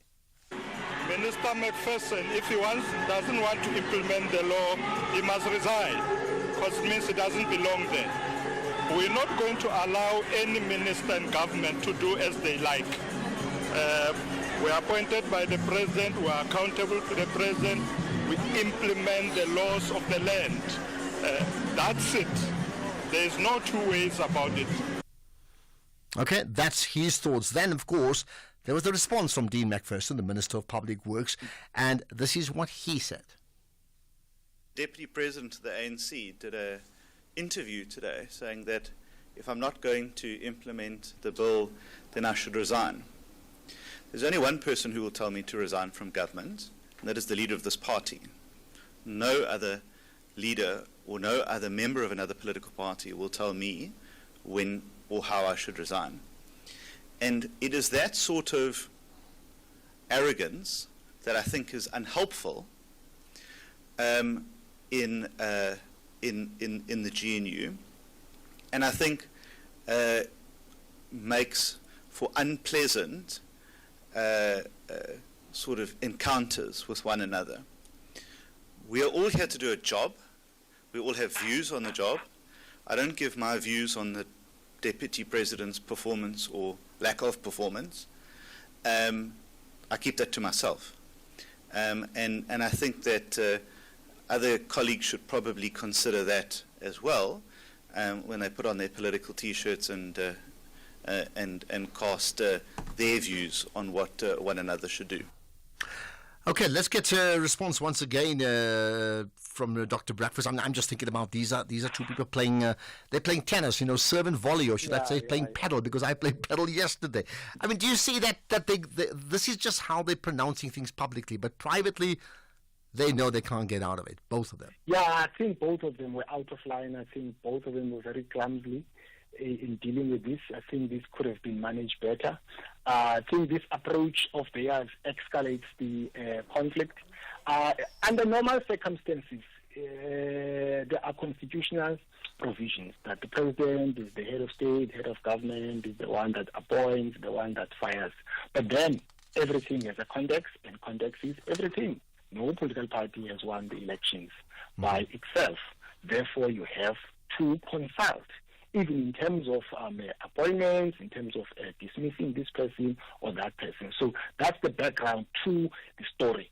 This is not a simplistic thing or straightforward thing. It's very much complex. We're talking about a political arrangement. Let me bring it to you very quickly, just to a very human level. So we had a call, I think it was Tanya on Friday, who made the point that she's got a farm in Port Shepstone or somewhere in KZN, and they're very concerned about what may or may not happen with her personal farm, and she doesn't know whether she accepts she may get compensated for, but if it is expropriated in the interim, they can't grow the farm. They just no, that's just not worth it. That's the one aspect.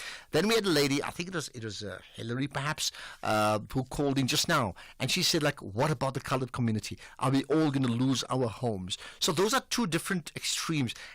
Can you help us understand, like, how would you respond to those type of fears that people have? Yeah, those are complex matters. The first caller, I say to her that there are constitutional provisions that the government of the day has to fulfill. The section that guides the policy, Section 25, and there are provisions there that the land that is taken away, it has to be for public use and in the public interest. So it's not like government is going to really take away land, and that must be also aligned to market-related value. The issue of the colored community, I think, they do have a legitimate national grievance, because of how they feel that they are being let down by the current government, because in the past they were not regarded as white enough, and currently they're not regarded as black enough. This country does not belong to one racial group. It belongs to all of us. We are one happy, big family. But like any other family as a country, we have issues that we need to talk about, because there's no family that is perfect. Yeah. Okay, let's leave it at that. Appreciate your time. I'm sure we'll have another chat sometime soon. Dr. Ntsikelelo, breakfast, thanks for your time. Responding to, ANC versus DA. These are friends. These are parties that are part of the GNU, and yet I'm saying ANC versus GNU. We're actually going to talk about the police, by the way, next. Night Talk with Oliver Dixon. When leaders need to account, we call on them. When society needs to debate, reflect, and advance, we're here to have the conversation. Join me, Oliver Dixon, on Night Talk every Monday to Thursday from 10 to 12 midnight. The National Pulse with Ashraf Garda. Weekdays, 3 to 6 p.m. And there's some comments from you saying signing a bill into law is not an ANC decision. It's a constitutional responsibility which the president has to execute in terms of the constitution. The Expropriation Act has been in the making long before the GNU or any agreement between the parties to the GNU. That's true. And in fact, the issues of expropriation as a principle was established when we started democracy. I think we need to know that. Then the other one is, obviously he did not say what he said to the parole board, and therefore there's no way that the board could have known about it. Well, maybe you have a point. Okay, let's talk about policing, by the way. Today's National Police Day. The Minister of Police, Enzo Mkhunu, was at the Kings Park Athletic Stadium today, together with the National Police Commissioner, General Fani Masemola, and other members of the SAPS, and they all there to commemorate National Police Day. So what do the police do on National Police Day? Lieutenant General Tebelo Mosekile, the Deputy National Commissioner responsible for policing, will talk to us about just that. Thanks for connecting with us, Lieutenant.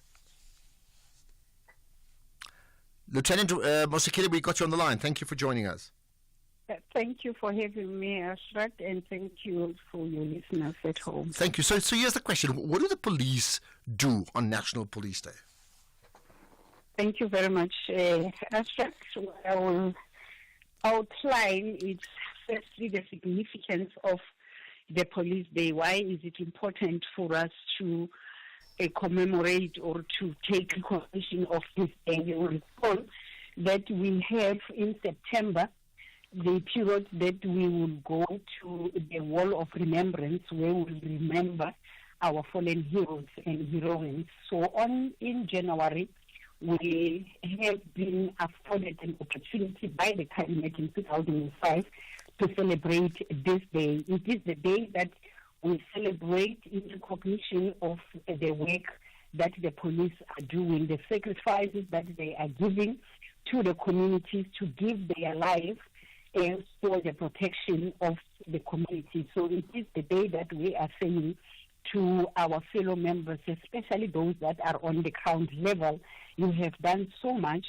This is the time that you need to look back on what you are doing, and in recognition of the safety and security of this country, let us pause and say, this is how far we have gone, this is what we can do, that sacrifice that we are giving to the country. This is the day that we are observing that, and we are celebrating that, yes, indeed, we are responsible for safety and security of the country.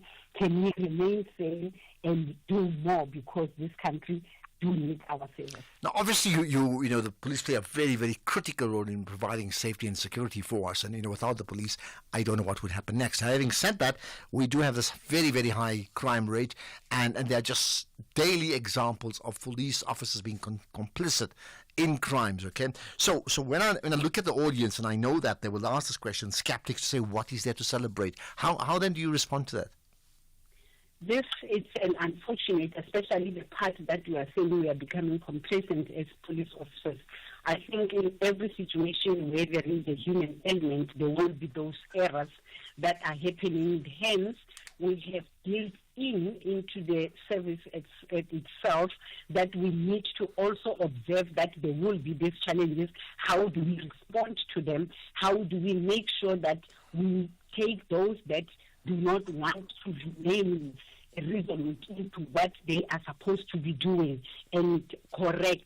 We auto-correct because it's our own, and we want to make sure that we correct them. You'll recall that within the Directorate of Priority Crime Investigation, we do have that capacity that is looking at what happens then if we have those that form within the broader SAPS as well. We do have the unit on anti-corruption that is looking at all other elements that we need to rectify and auto-correct as we are going along. So these are the recognitions that we are saying. We know that we will have shortcomings, and how do we then respond to these shortcomings? How do we put strategies in place to make sure that we correct and we respond accordingly? Okay. But the majority of the things that we focus and concentrate on is what you said, that crime levels are high in the country. While we are observing this, what do we then do to make sure that South Africa and South Africans are and feel safe?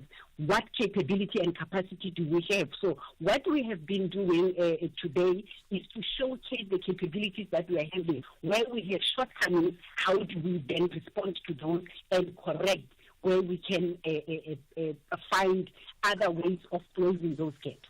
Okay, so, and is part of this coming together and celebrating, is it awards as well or not?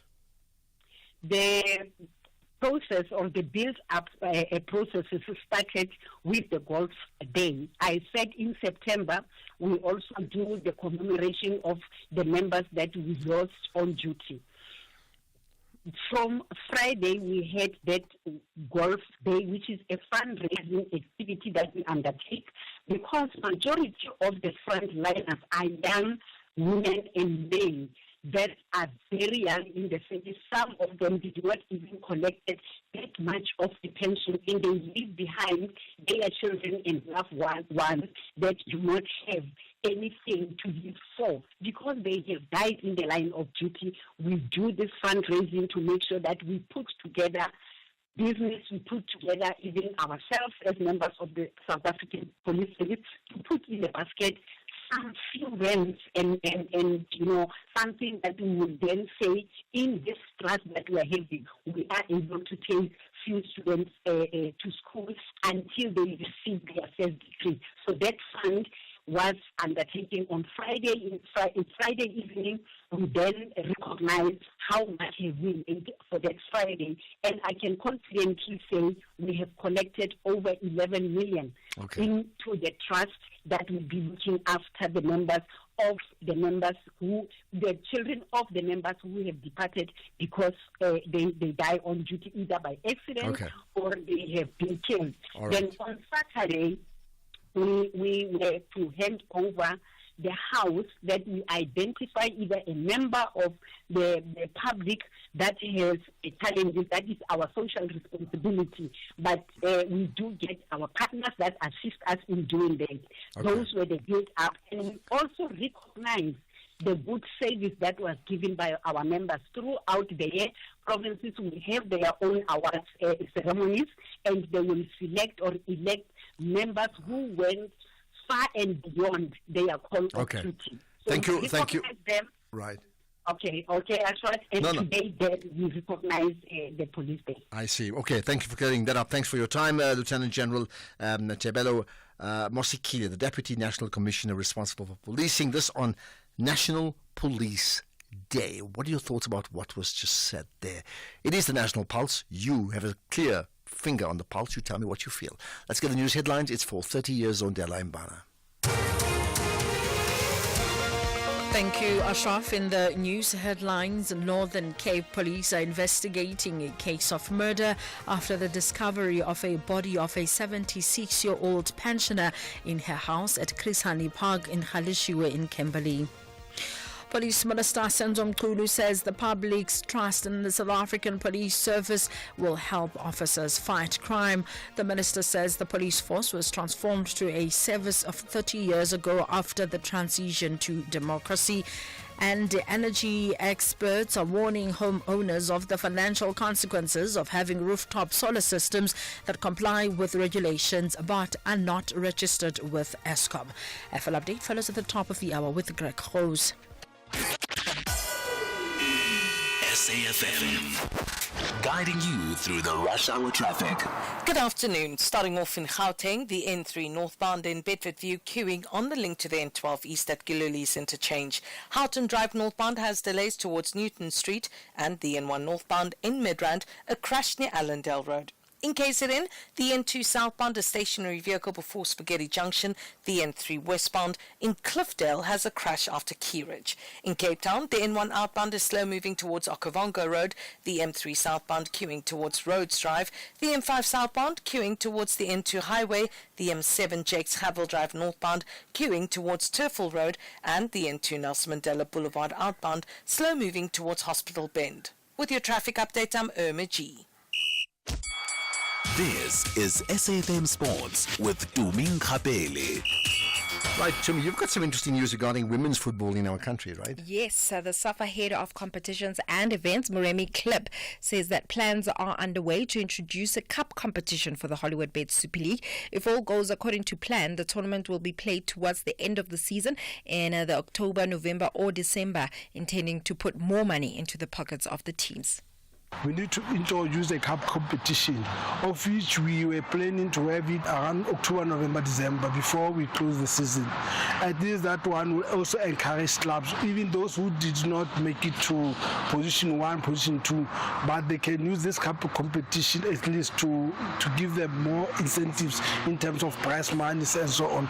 So we are planning around that cup competition, around that. So as soon as we have the sponsor or any company that is prepared to partner with us, will be able to introduce that sponsor, but definitely we might have this cup competition around those months. Still staying with football, Amazulu will be hoping for a better result in their round of 32 clash in Nedbank Cup against Mighty Eagles at the Kingswell Tennis Stadium tomorrow evening. Usutu is currently licking their wounds from a 5-0 drubbing against Stellenbosch FC in the Betway Premiership. The KZN outfit had a horrid start to the season, which saw them rooted bottom of the league standings at the time. However, after the appointment of Arthur Zwane and Vusimuzi Vilagazi as co-coaches, there's been an improvement in the team's performances. They currently placed 10th in the league standings, and the Nedbank Cup presents the team an opportunity to win silverware. In rugby, Blitzboks coach Philip Snyman has emphasized the need for improved discipline and sharper execution after South Africa's 4th place finish at the HSBC Sevens tournament in Perth. The Blitzboks won their first 2 games on Friday before slipping in their final pool game on Saturday, but they were spot on in execution as they beat current series leaders Fiji in the quarterfinals later on the same day. Then Sunday's 2 results were disappointing though. First, Australia denied the Blitzboks a spot in the final, and then an extra time victory in their semi-final before Spain stunned South Africans to claim the final spot on the podium. In cricket, India paceman Jasprit Bumrah has been named Men's Test Cricketer of the Year for 2024 by the International Cricket Council. The right arm quick returned to the 5 format 5-day format late in 2023 following a lengthy absence due to a back injury. The 31-year-old was the leading wicket taker in Test cricket in 2024, topping the charts with 71, well clear of second place Gus Atkins of England, who is sitting on 52 in 11 matches, and he averages across the year was a breathtaking 14.92, and he ended 2024 with a strike rate of the year of just 30.1. Meanwhile, South African tennis legend Pieti Novel says that he's honoured to serve as captain ahead of the upcoming Davis Cup matches against Nigeria at the Groenkloof Tennis Club in Pretoria this weekend. With more than 20 years of experience as a player and 7 Davis Cup appearances, Novel has selected Leo Matthijsen, Chris van Wyk, Alec Beckley and Philip Henning for his team in the World Group 2 playoff tie, and Novel expressed confidence in his team's chances as they reported for camp today. Just personally from my side, I'm extremely proud to be able to bring my experience to this team. You know, to be Davis Cup captain is an honour as a coach and as an ex-player. So I'm greatly honoured for that position, and I look forward to spending time with the guys. You know, on Monday, we in Davis Cup normally, you know, when you get together for the week before, then it's special because a team environment is always nicer compared to what these guys are used to. You know, they travel the world as individuals, so they normally really look forward to it, and there's a great environment. My job is to try and create an environment where they can be comfortable, and myself and the Tennis South Africa team takes care of all the little things, and there's a lot of detail each player needs to get done before they step onto the court so they can give 100%. So that's our job, is to sort that out for them. In athletics, South Africa's 100-meter record holder Akani Simbine is preparing for his debut at the World Indoor Championship in China. That is from the 21st to the 23rd of March. Simbine, who played a pivotal role in securing a historic silver medal for the national 4x100-meter relay team at the Paris Olympics last year, is eager to embrace this new challenge. The 8-time national 100-meter champion expressed optimism for the upcoming season, highlighting that he's in peak condition to take on fresh opportunities. It's the Mundo Diamond League. I have to come to the USAs now and then prepping for World Champs later on. But this year I'm doing my first indoor season. So racing indoors next month and then going to World Indoors as well. So something new for me. Yeah. So, right, that's it from my side for now. So, Bumrah getting the player of the year. I'll tell you what, just the one thing. I mean, this is a tall guy. When South Africa played in that last World Cup, it's about a year ago now, right? And when we were like 30 runs away from winning, I just said, oh my goodness, Bumrah must still bowl. And I was so right. Because he changed everything. Absolutely. I was bang for him. I was cracking and scared, and he just proved it. He just is a formidable bowler. A brilliant player. Brilliant player indeed. All right, more sports in an hour. This summer, Ritsweri Gospel Vibe. Enjoy the power of music and worship on the Throne Room Experience, Sundays at 8:30 a.m. only on SABC2. Journey through the hearts of South Africa's best gospel artists such as Pastor Jabu Hlongwane, Sibunzima, Londiwe Nxumalo, Muso Worship, and many more as they lead you in praise and worship. Download SABC Plus and stream your favorite shows anytime, anywhere. Ritsweri Vibe on SABC2. Andile, the CEO of a multinational corporation, is driving home with his daughter. Dad, why is the Tooth Fairy so stingy? Stingy? Well, she makes sure everyone gets something. Does every electrical company get something? Yes, they're covered by Old Mutual Corporate's employee benefits. Even Abdul. Of course, he gets retirement benefits. And Sisampa on that big machine. She gets group risk cover if that big machine hurts her. Wow, that's amazing, Dad. Visit oldmutual.co.za/employee benefits and go from questions to solutions for your employees with Old Mutual Corporate. Old Mutual Life Assurance Company SA Limited is a licensed FSP and life insurer. T's and C's apply. Economic news on SAFM. Facts and figures you can count on. Let's get to those facts and figures with Makwe Masilela, who's the Chief Investment Officer at Makwe Fund Managers. Good to connect as always. It's Monday. We'll get to local and global markets in a moment, but let's talk about Lewis. They're rather upbeat. After into Ashraf, yes, it was an upbeat 9-month trading update for Lewis. Revenue up 13.6%, with robust growth in other revenue and merchandise sales gaining momentum. And the guys benefited from improving consumer confidence and strong marketing campaigns. And their sales were up 9.1%, with credit sales up 13%, accounting for 58.2% of total sales. And they've seen their cash sales showing a strong turnaround, and the collection rate remained resilient, Ashraf at 79.6%. And other than watching and looking for more clarity on the state of the bull market, as 4 out of the 7 companies in the Magnificent Seven will be reporting their quarterly earnings. And then we've seen that there's a Chinese AI newcomer threatening to shake things up and raising questions over America's technological dominance. And market participants will also be looking at interest rate decision from the U.S., European Union, and South Africa. And the Chinese manufacturing activity, unfortunately, it went down in January, as local business took only fleeting support from the recent stimulus measures from Beijing. And also their non-manufacturing activity had slowed sharply in January. And earlier in the session, markets were rattled when Trump ordered the sanctions and tariffs on Colombia for refusing to receive deportees, but later agreed, and Trump's threats were withdrawn. Dollars stood tall against most major market currencies, including the rand, and weaker commodity prices exacerbated the rand's weaknesses. And Colombia's tension showed market participants that it was likely premature to put the tariff risk on a back burner. Yellow metal retreating from last week's sharp gains as the dollar strengthened following that brief imposition of tariffs on Colombia. We see gold is down 0.6% at 2,753. Platinum is down 0.5% at 950. And oil paired sharper losses seen earlier in the session after the U.S. swiftly reversal when it comes to those plans to impose sanctions and tariffs on Colombia. And sanctions could have disrupted oil supply, as Colombia last year sent about 41% of their free palm crude exports to the U.S. Brent crude is down 0.5% at $77 a barrel. Global markets are down, with the JSE down 0.4%, are dragged mainly by our resources, and the rand weakened almost 1.9% against the U.S. dollar. Is now 18.73 to the dollar, 23.39 to the pound, and 19.68 to the euro. Well, thank you for that. You have a great rest of the day or evening, and we'll chat tomorrow. Makwe Masilela, thank you for that. Right, we'll get to your calls pretty shortly, but next up, as we speak often about, conflicts and wars, there's also a human story that we must never, ever forget. We'll talk to someone who's lost their cousin in that attack in the DRC right after this.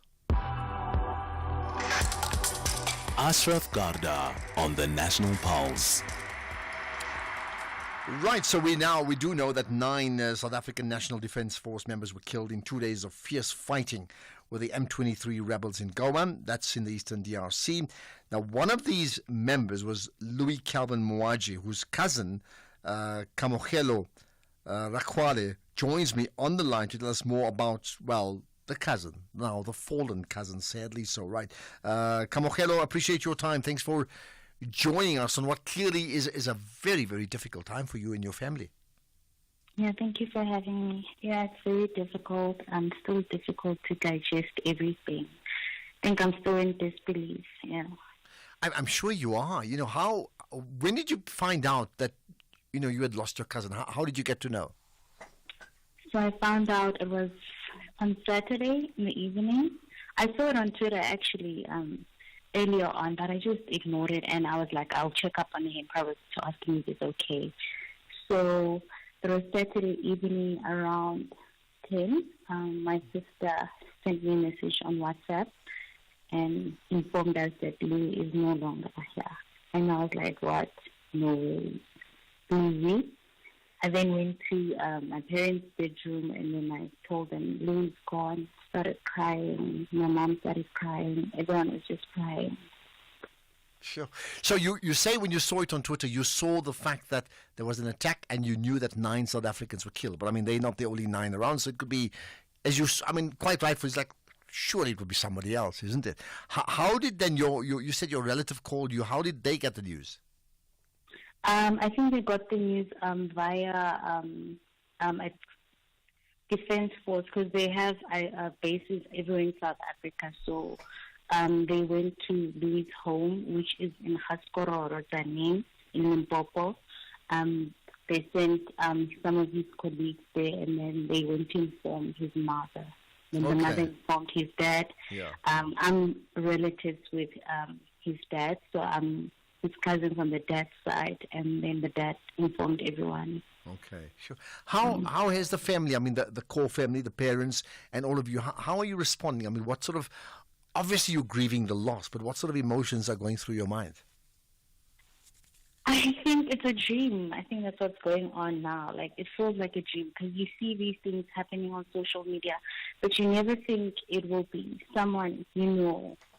So I think that it's just difficult to take in. Also, we don't know if, we don't know if he's in a good space wherever he is now. How did it happen? Like, I wish we could have, seen, or if someone could tell us what happened the last moment. And those details matter to you, right? I mean, in terms of those last moments, who saw him, who did what, yeah? They do. They really do. That's what we want to know. I think it will be a little bit of closure if we were to find out. Yeah. What have they said regarding his remains, his body? We don't have the full details yet, but we need to find out what will happen. I understand. Tell me about him. I mean, he obviously got into the army, so he knew what he was signing up for. It's by its nature, it's a very difficult, risky business, right? Mm-hmm. How did he get into the army? And tell us more about some of the things that we don't know about him. We just love to learn more about him, even in his absence. Louis was always smiling, always laughing. He was a bubbly person. So he joined the SANDF in 2018. I was doing my final year in varsity then, but before that he had a gap year and he was tired of staying home, and he'd tell me, "Oh, Kazi, I can't stay home. I really want to do something." And I was like, "Okay, let's apply for NSFAS. Let's apply SAP, check also SANDF applications, just whatever that you can get." And then he applied. He was successful with the SANDF in 2018. He told me about it, and I was so excited for him. He was also so happy. Also, when he was already in there now, he loved his job. I'm sure if you guys have seen the pictures on social media, he was so happy with his job. He loved it so much. And I mean, what did he feel about, when you say he loved his job, what did he feel about then going to, one thing is just training at home, but the other is then you actually defending a country, a people, what did he feel about that when he was sent to the DRC, to Goma? Well, before he went to DRC, he went to Mozambique. I think it was in 2022-23. He was in Mozambique. Then in Mozambique, the situation was really, really bad. He would tell me, "Oh, it's bad here, but I will soldier on." That's what he kept saying all the time. I will soldier on. He also had, he survived malaria 6 times when he was in Mozambique. He told me one time, "I almost died from malaria." And then to think now he passed on because he was killed, it's painful. Because he told me once before, I almost died from malaria. And he still went back to go to the DRC. Even after he suffered on malaria in Mozambique, he still went on. I was really scared now when he had to go to DRC. But I was just like, you know what, if he likes it, then you can't stop him. Yeah. What did he feel his purpose was? When he went to the army in the gap year, then stayed with them, what did he feel was his greater purpose? I think his greater purpose because he loved helping people. He's a people's person. He was doing it for peace, not to be fighting or to look strong or what, but for peace. And then lastly, how does someone like yourself, you clearly were very close if you're applying for him together, and I can get that right. You talk about his piece, but how do you pick up the pieces? I don't know. It's going to be difficult. It's going to be difficult. I don't know. Yeah, it is difficult. Are you? It's only one day now. I know yesterday was just the first full day, But do I take it? I mean, while you're waiting for news about, the body, I mean, there would be a need for the families to come together regularly, maybe some vigils, prayer, counseling of sorts? I think when the time comes, we'll see. Because I think I'm still shocked about the whole thing. I'm just waiting for his body to be here. Then I think, we'll take it from there. Okay, and to confirm, at this point in time, you don't know when the body will arrive. But is the family in contact with a member of the South African National Defence Force in South Africa, and then with links to the DRC, who's able to tell you that? Yeah, they are in contact, and they will update us. I understand. Okay, let's leave it at that. Thank you so much for that. This is it's a really sad conversation to have, but thank you for giving off your time. Thank you. All right, and that's Kamogelo Rakwale, who's the cousin of the South African National Defence Force member Louis Calvin Muaji. That is one of the 9 South African members of the DRC who were killed effectively over the weekend. Really sad. There's always, the human story is the human story. There are people behind all these things, not just politicians, arguing and plotting and planning. There are human beings and their families impacted by the decisions we all take. Life is too short for long-term grudges, but when it's the Soweto Derby, hey, my daughter, I barely. Black and white confronts gold and black. The Buccaneers believe Yonkindao, Iparapaga, Niyaphumelela, while Amakhosi still emphasize Ikosi, Alphelo Moya. Experience Mzansi's biggest football rivalry, Orlando Pirates versus Kaizer Chiefs, on Saturday, 1 February at 2 p.m. live on SABC 1 and at 3:30 p.m. on SABC radio stations. Also available at your fingertips on SABC Plus. Proudly brought to you by SABC Sport. For the love of the game.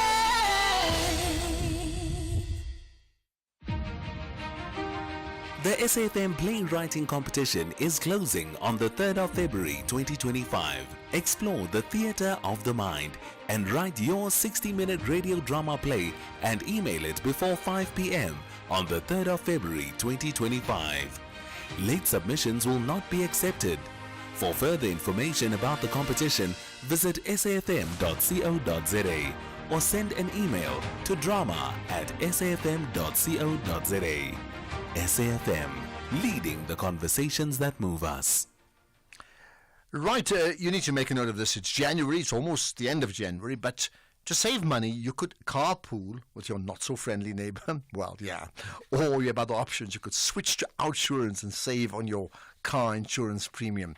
Get a quote, and if Outsurance can't beat your car insurance premium, ask them for 500 rands in cash. And make that 1,500 rands in cash if you've been claim-free and with the same insurer for 3 years. SMS out to 30754. That's out to 30754. With Outsurance, you always get something out. A licensed insurer, an FSP, T's and C's apply and are relevant, available online.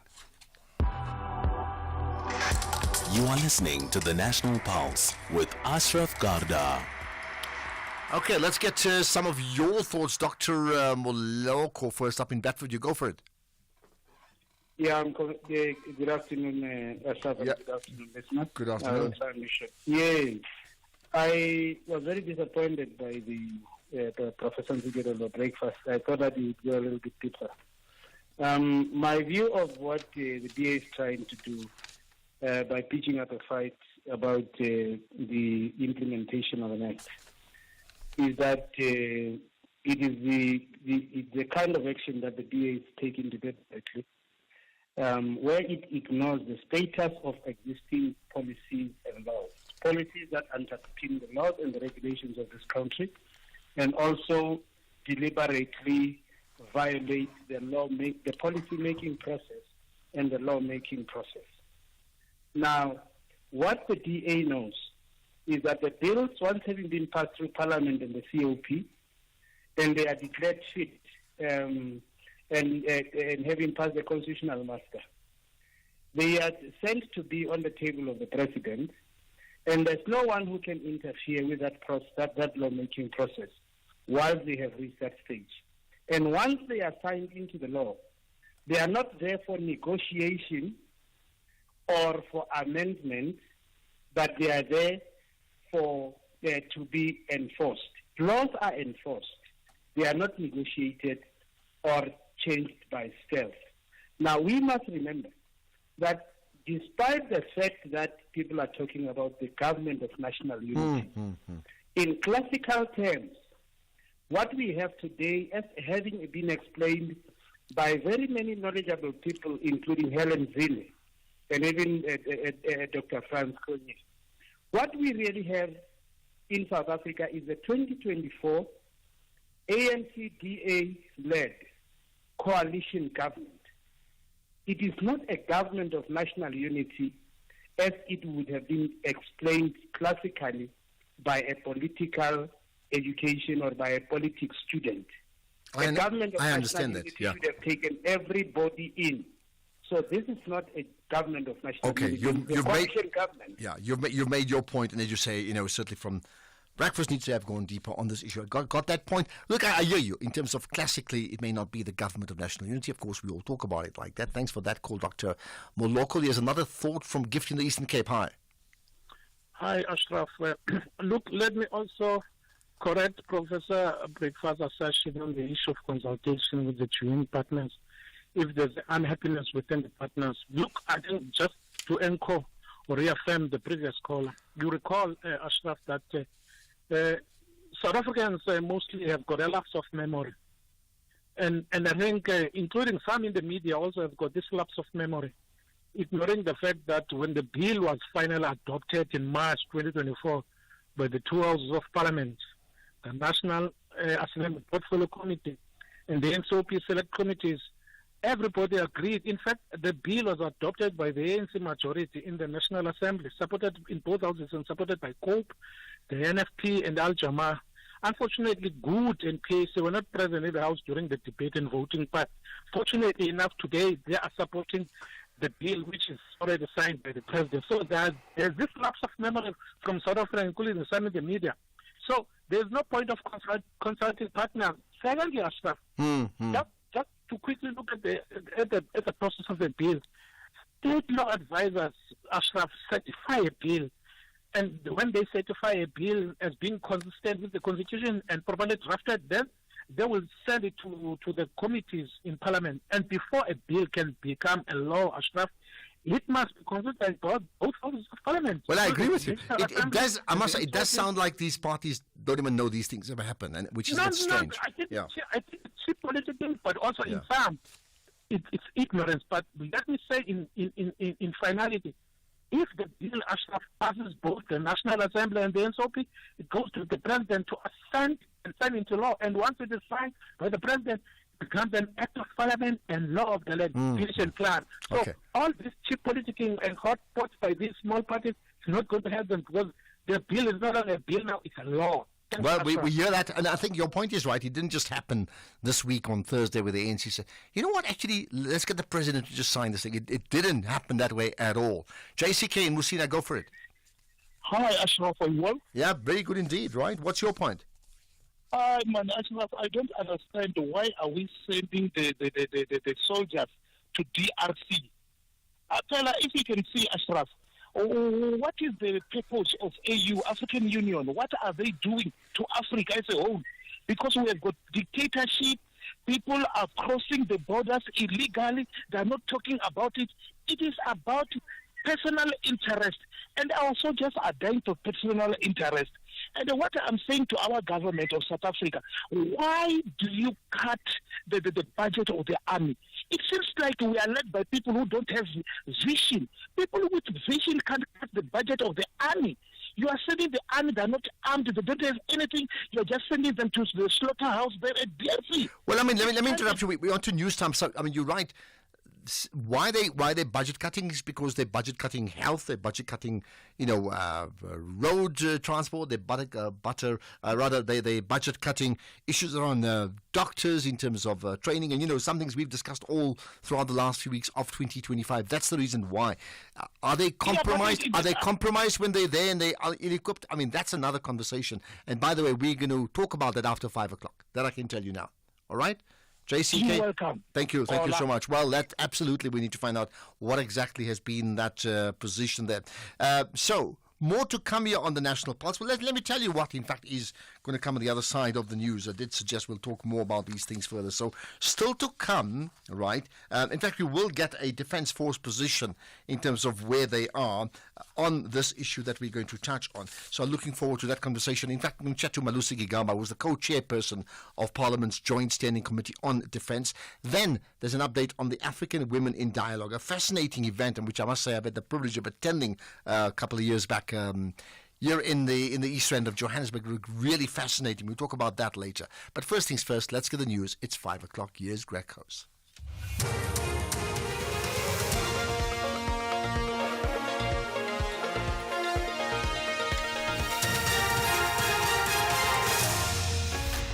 Thank you, Ashraf. Police probing brutal Kimberley murder and concern of humanitarian aid in the DRC.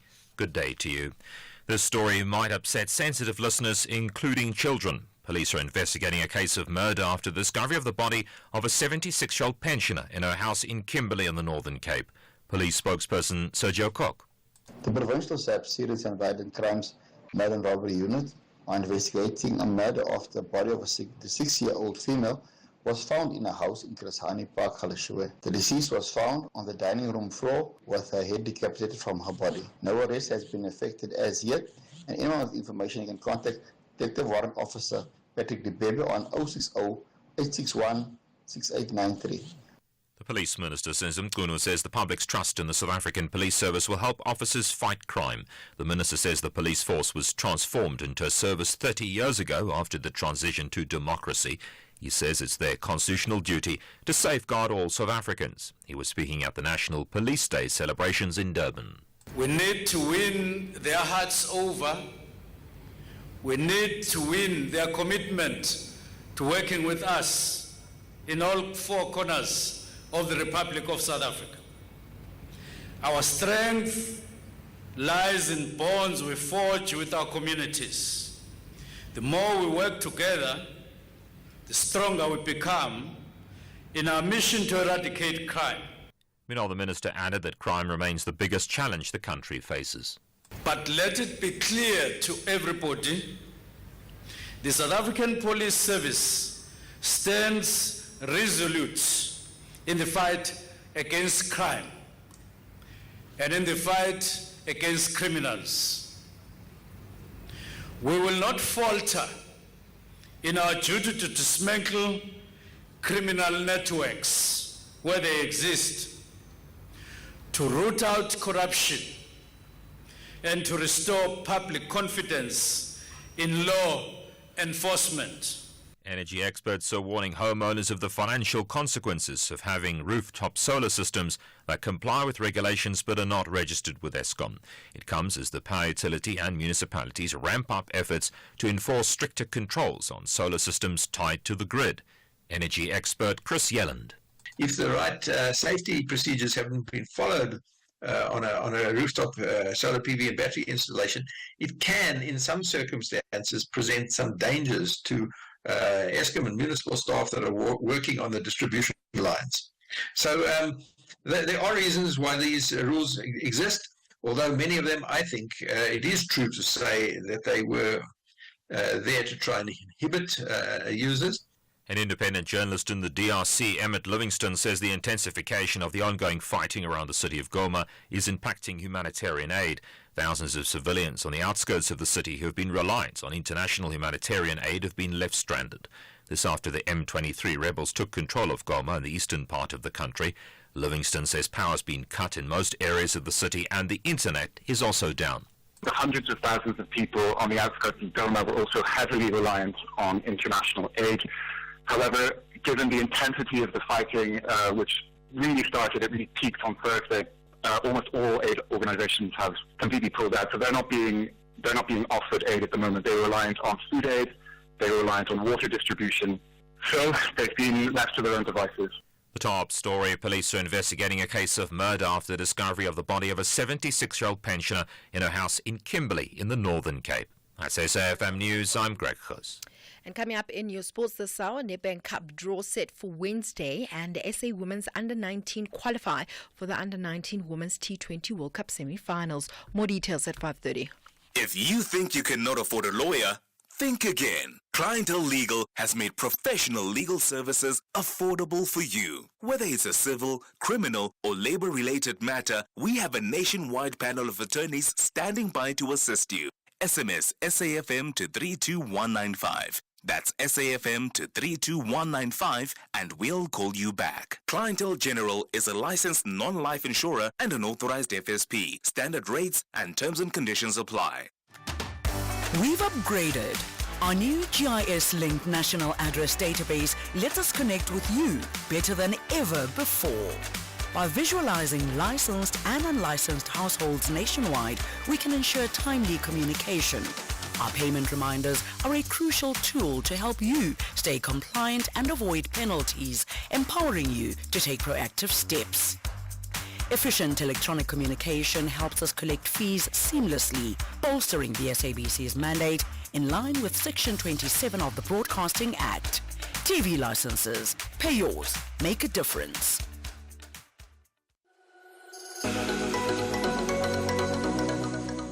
SABC CSI, in partnership with SAFM, will be giving away 20 laptops to Tetlanyo Secondary School in Kimberley on the 31st of January 2025. Tetlanyo Secondary School has been nominated by the SABC to receive 20 laptops after writing a donation request to enhance their ambitions to be 4IR compliant and increase the number of learners ready to participate fully and productively in the country's economy.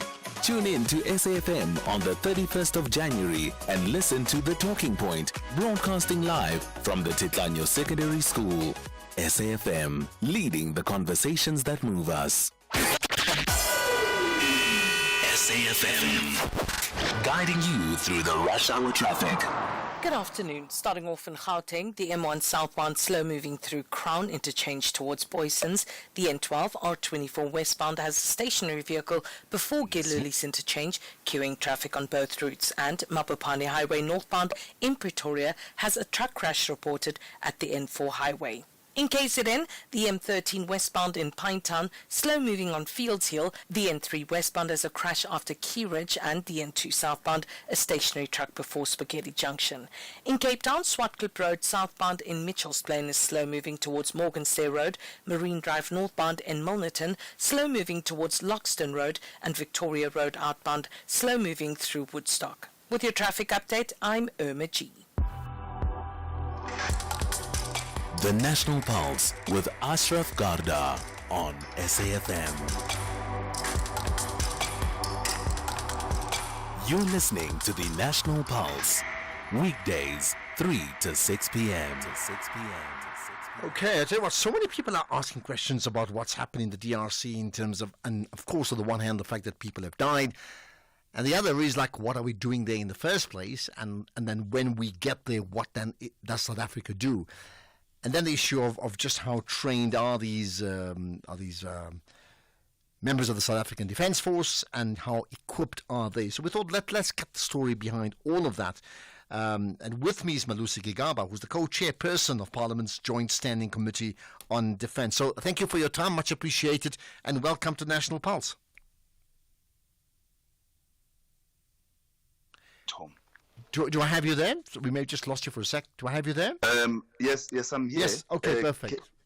Oh. Yeah, I certainly can hear you now. Thank you for your time, right? Great. So first things first, I mean, so clearly let's start with a moment of sadness. 9 South African soldiers killed in Goma. Can you tell us what were the circumstances that led to them being killed? First, I think it's necessary to convey our condolences to the families, as well as their colleagues who are still in the front line under a very terrible situation of heavy attack by the M23 rebels. We send our sympathies to the families. May their souls rest in peace. But it's also necessary to indicate that we have not yet received a full story of what happened and how did these these casualties happen. So we have written a letter to the Minister of Defense and the Chief of the National Defense Force requesting an urgent meeting with them, because these incidents fall under the purview of our committee. And given the public interest in the matter, it's important that we are taken into confidence, not just as the committee, but as the nation, so that we understand what is being done to ensure the safety of our officers on the ground whilst they are executing these missions. But therefore, your point about writing a letter, I'm just trying to understand it. I mean, the news came through on Saturday, late Saturday, I think, right? How long would it take for, as you said, if you make contact with the generals in the DRC, how long will it take for them to either have a phone call with you, a WhatsApp call, or if it needs to be like a Zooms or Teams session? I mean, it can't be that difficult for them to be able to do that for you very quickly. It's important to talk to the Minister and the Chief of the National Defense Force, because they were in Goma. They visited the camps. They met with all the officers involved. They have a report with them. We should try to ensure that there is a clear line of communication with us, so that we don't receive many stories, because the most important thing is not only to know what happened. The most important thing is to know what is being done to ensure that our soldiers on the ground are fully equipped. They have got sufficient equipment and other material support, and that can only come from the authorities commanding the forces, as well as the political officers, so that the country knows what is being done to bring this to an end. Well, fair enough. So are you able to give us any indication to the speculation that in fact these soldiers were not well equipped, they were therefore compromised? The information that we have at our disposal is that the forces that are deployed in the DRC are not properly equipped with the requisite material they need, the drones, the aircraft, and other equipment that will ensure not only that they are safe, but that they are able to successfully execute the mission for which they've been sent to the DRC.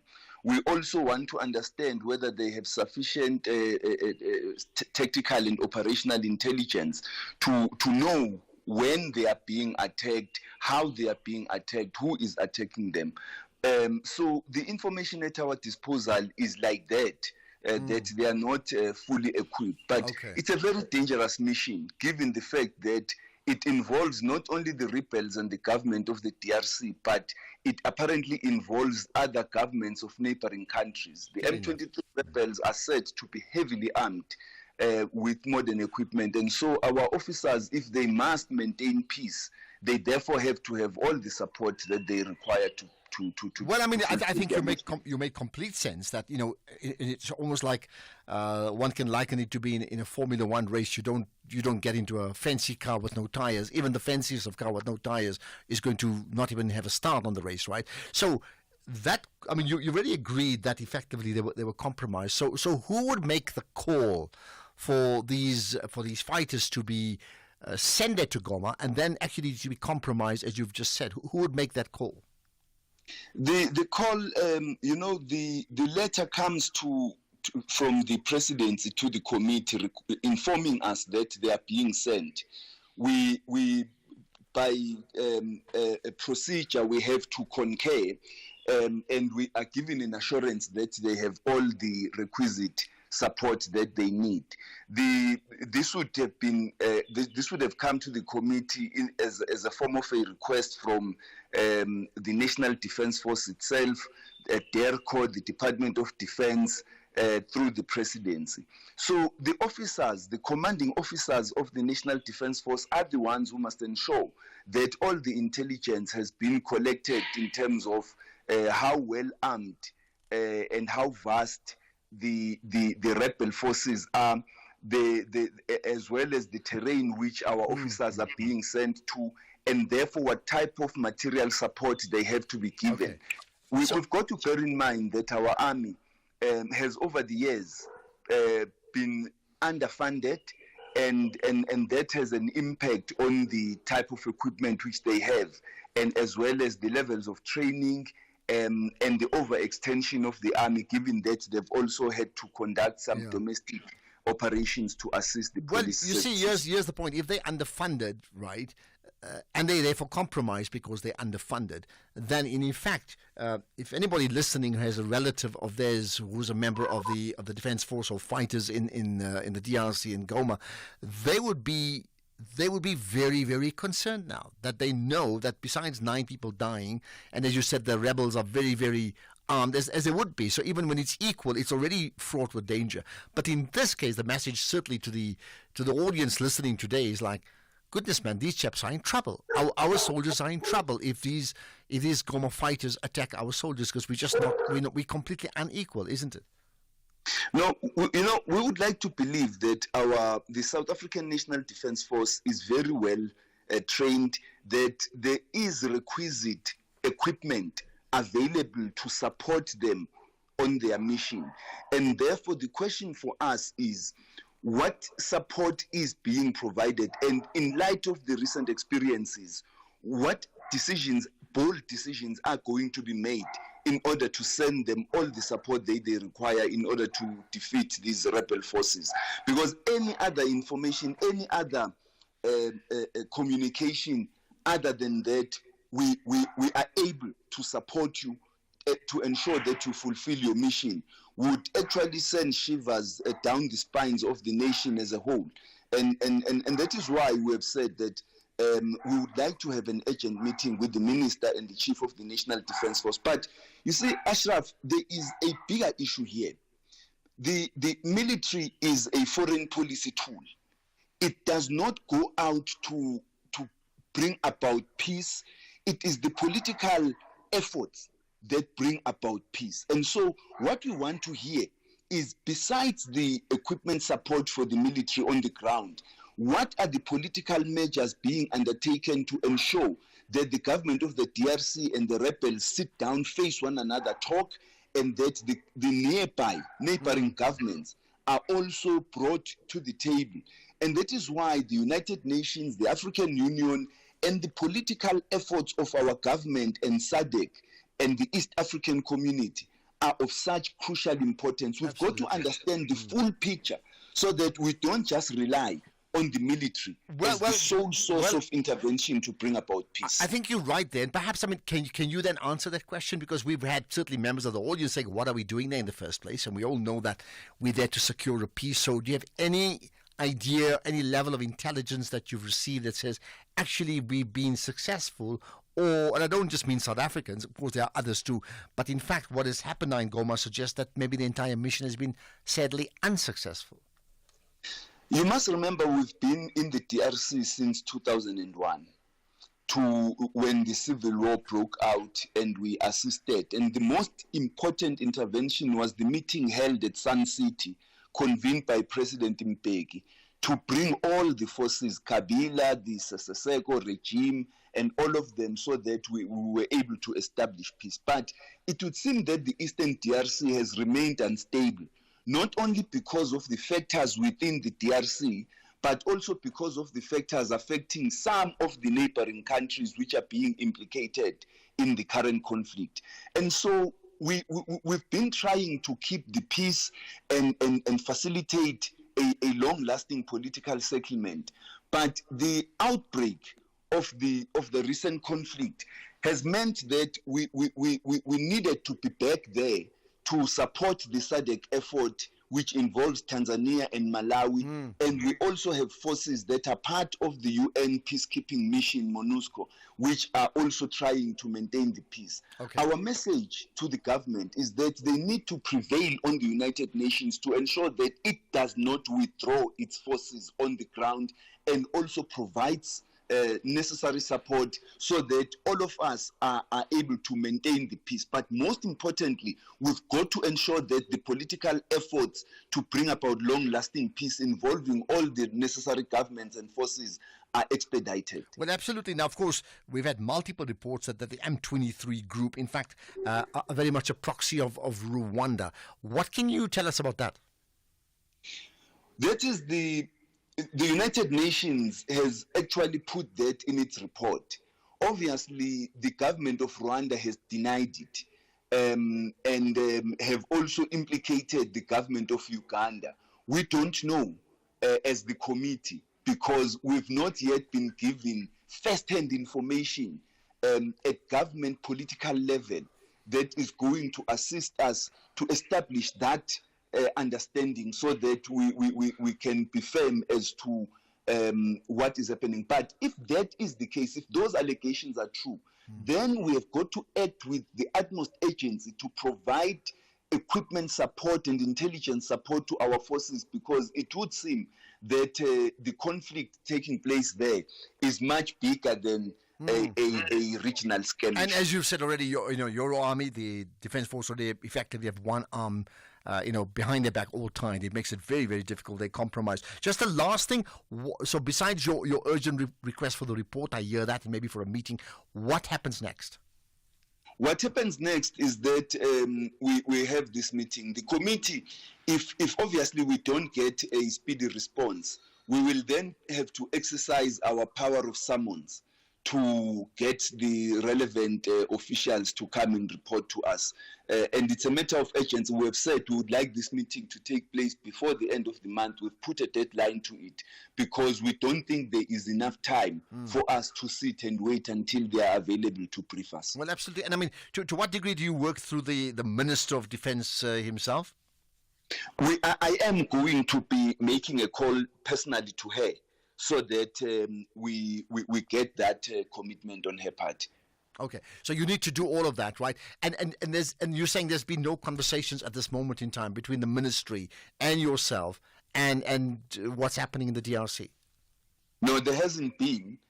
We understand that she's been traveling and involved in the mission abroad, and so we didn't want to interfere with that. But now that we also understand she's back, we are then going to have a direct communication. Okay. Well, I'll tell you what, thanks for clearing it up. You've been very clear about what is actually happening, I think, with a lot more clearer in our understanding of what the issues are. But also, sadly, we're also very, very clear about the compromises that has been reached, certainly with our forces in that region and what happens next. So thank you for your time. Malusi Gigaba, the co-chairperson of Parliament's Joint Standing Committee on Defence. And just to be clear, that's the Standing Committee, which is not the same as the Ministry of Defence. Okay? Thank you for your time. Much appreciated. Comments? We'll take your calls as well on that issue. But let's talk about the African Women in Dialogue next up. With misinformation and disinformation around us all the time, where can we turn to for news and information that is not fake? Radio, of course, your number one trusted source of reliable and truthful news and information. For over 3 decades, we have been a signatory to the BCCSA Broadcasting Code of Conduct, and we pride ourselves as a trusted source of information. Say no to false news and disinformation that circulates online. Radio, keeping it real and fighting fake since day one. A message from the National Association of Broadcasters. The National Pulse with Ashraf Garda. Weekdays, 3 to 6 p.m. Okay, I tell you what, still to come, we have an update on some of the innovative tech or gadgets from Samsung. So looking forward to that conversation, right? But let's talk about the African Women in Dialogue. That session got underway today in Boksburg in the city of Ekurhuleni. And this dialogue is an inclusive platform of a dialogue which seeks to unite African women from all walks of life under one roof. Now, I tell you what, I've had the privilege of attending some of them in the past. It's been fascinating and very, very inspiring, I can tell you now. But let's get to what happened today with the SABC News reporter who's been covering the story, and it's Kayelitle Kumalo James. Thank you for your time. Much appreciated. You're now live on the National Pulse. Fantastic, Ashraf. Good afternoon. Thank you. You're the lucky person. You're there. I'm not. Tell us what we're missing. Well, certainly, Ashraf, a very fascinating dialogue. I mean, to quote really the founder of this particular dialogue, former South African First Lady Zanele Mbeki said, this is almost like a dialogue type of a conversation where it's led by the African women, looking at all the pertinent issues really facing the African women, whether you're looking at the issues of financial exclusion, issues around peace and security, especially now, Ashraf, in the context of what's happening in the eastern parts of the DRC, where the women, the children, and the vulnerable are really bearing the brunt of the conflicts. But also it's all about finding solutions where also the women from the rural areas as well, they do get an opportunity to talk about the very serious issues that they face.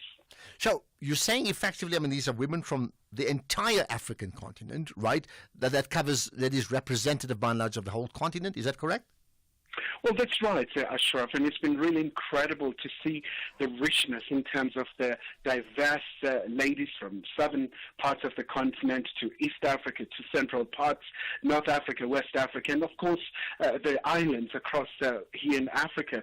And all of them really so determined to find solutions, especially because, I mean, critical issues facing women, Ashraf, issues around gender-based violence, but also issues around the empowerment of the women, especially when you look in the context of that all-important Beijing Declaration, a call to action to empower women to make sure that they are able also to enjoy the fruits of life, so to speak. Yeah.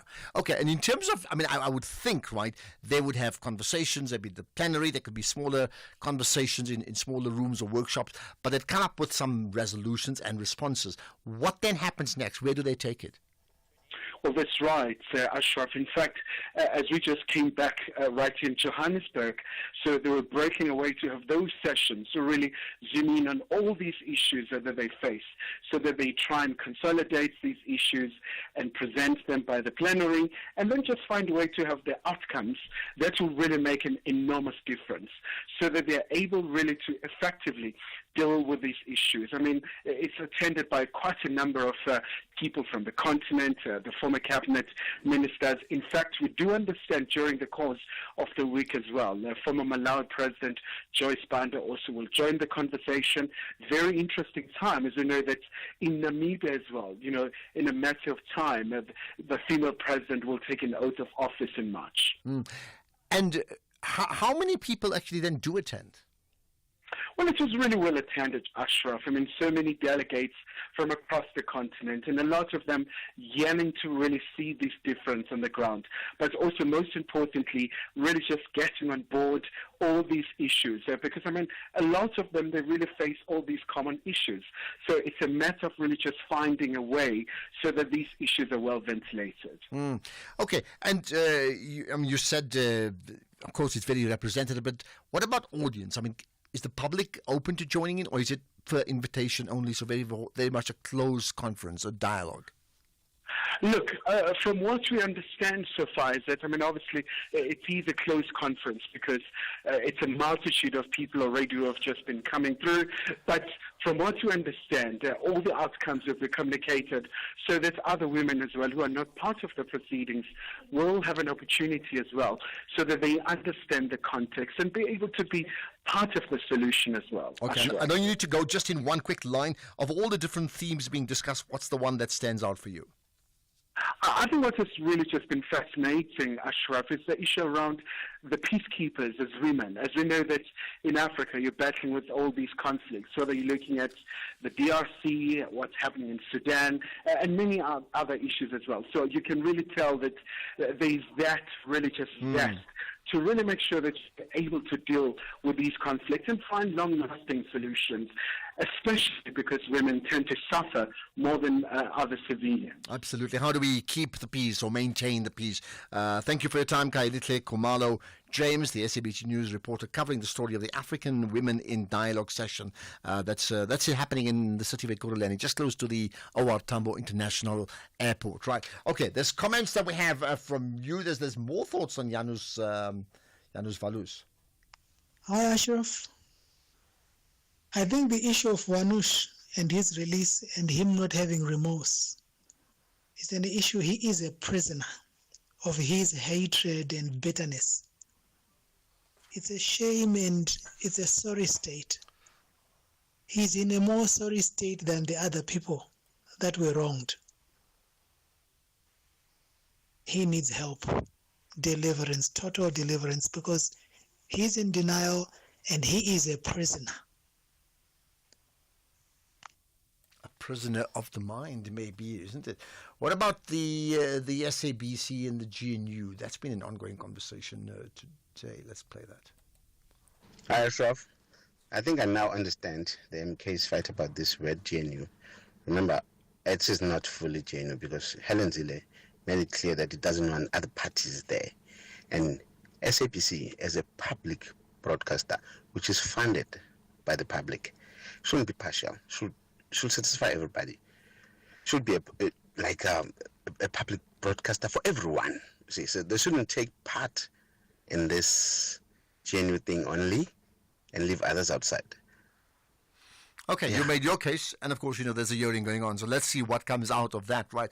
But lots more to come. We'll try and get your calls too as well before we end the show. There's lots we need to talk about, including an update on some of the gadgets from Samsung. Don't miss that. Let's get the news headlines now. It's 5:30. Here's Greg House. Quick look at the headlines. The UN Security Council's condemned in the strongest terms the rebel M23 advances in the eastern DRC. Police are investigating a case of murder after the discovery of the body of a 76-year-old pensioner in a house in Kimberley. And the senior counsel for the SABC's proposed to the court that the application brought by the MK Party and Jacob Zuma against the public broadcaster be dismissed with costs. There's a full update at 6 o'clock. SAFM, guiding you through the rush hour traffic. Good afternoon. Starting off in Gauteng, Witkoppen Road eastbound in Sunninghill, slow moving towards Maxwell Drive. The N1 northbound in Midrand, slow moving towards Samrand Road. In Pretoria, Mabopane Highway southbound has a truck crash reported at the N4 highway, so expect delays. And Paul Kruger Street northbound has delays towards Lavender Road. In KZN, the N2 southbound, a stationary truck before Spaghetti Junction. Ungeni Road westbound, slow moving through Springfield Park. Chris Hani Road westbound is queuing at the N2 highway, and Old North Coast Road is closed just north of Columbine Place. In Mpumalanga on the N4, truck crash reported at Wonderfontein, so expect delays and diversions. In Cape Town, Chapman's Peak Drive is closed due to high winds. The M5 southbound queuing towards the N2 highway. The N7 Jakes Haville Drive southbound slow moving towards Voortrekker Road. The N1 outbound has a crash reported before the Joostenburg exit, and the N2 outbound has a crash reported at Rapenburg Road with heavy traffic delays, and multiple routes are affected locally. With your traffic update, I'm Irma G. This is SAFM Sports with Tuming Kapele. Tell you what, Jimmy, just now you can tell me about that. What's it that Rashford story, if you've got any thoughts about it? But let's start with what's big now. Well, the draw for the second round of this season's Nedbank Cup will be conducted on Wednesday before the conclusion of the last of the first round ties. The draw for the last 16 will be held an hour before the match between Tears Galaxy and Vasco da Gama, which kicks off at Mbombela Stadium at 7 p.m. There are already 10 teams through to the next round after the opening round of the Cup matches at the weekend, which kicked off with victory for Marumo Gallants at Pretoria Callies in Friday's first game.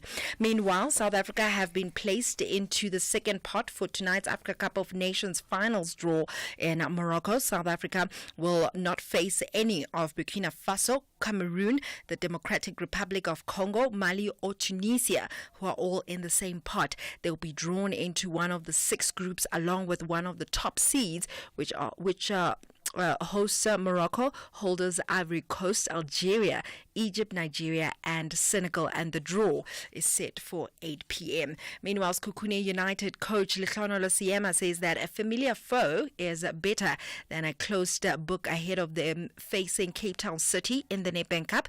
This round of 32 clash is one of a handful of fixtures pitting top flight sides against one another. Babinanoko would have been favourites against a lower league opposition. A tag Siema believes creates unnecessary pressure.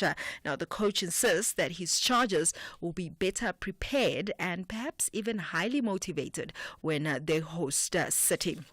Meanwhile, the German Football League says that it has launched a pilot project for referees to explain decisions to fans via loudspeakers in the stadium and on television during games.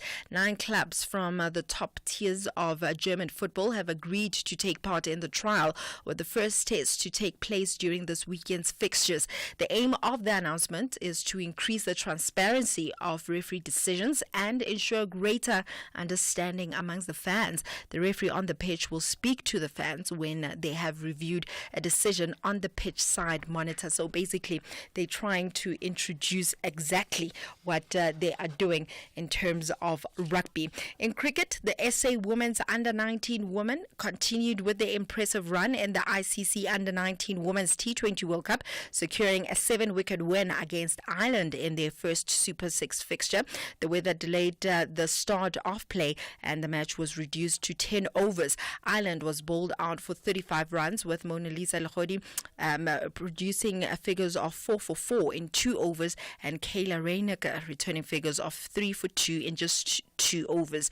Reiniger also led the bat, scoring an unbeaten 16 of 17 balls and supported by Simone Lawrence, who contributed 14 runs, and South Africa only lost 3 wickets. Still staying with cricket, Durban Super Giants won the toss and they chose to bat first against the Paarl Royals in the Betway SA 20 at a sold-out Boland Park. Now the Royals top of the log with 1 defeat so far, while DSG have played 8 games and just got 8 points, and they are 16 points behind tonight's opponents. Remarkably, they're still in a chance of qualifying for playoffs, assuming other results do go their way, but they will have to win their last 2 matches. Anything's off with athletics. Middle distance star Prudence Khodiso says that she aims to challenge herself in new events as she prepares for her debut indoor race at the Belgravia meeting on Wednesday night. The 23-year-old has already secured qualification for the World Indoor Championships in China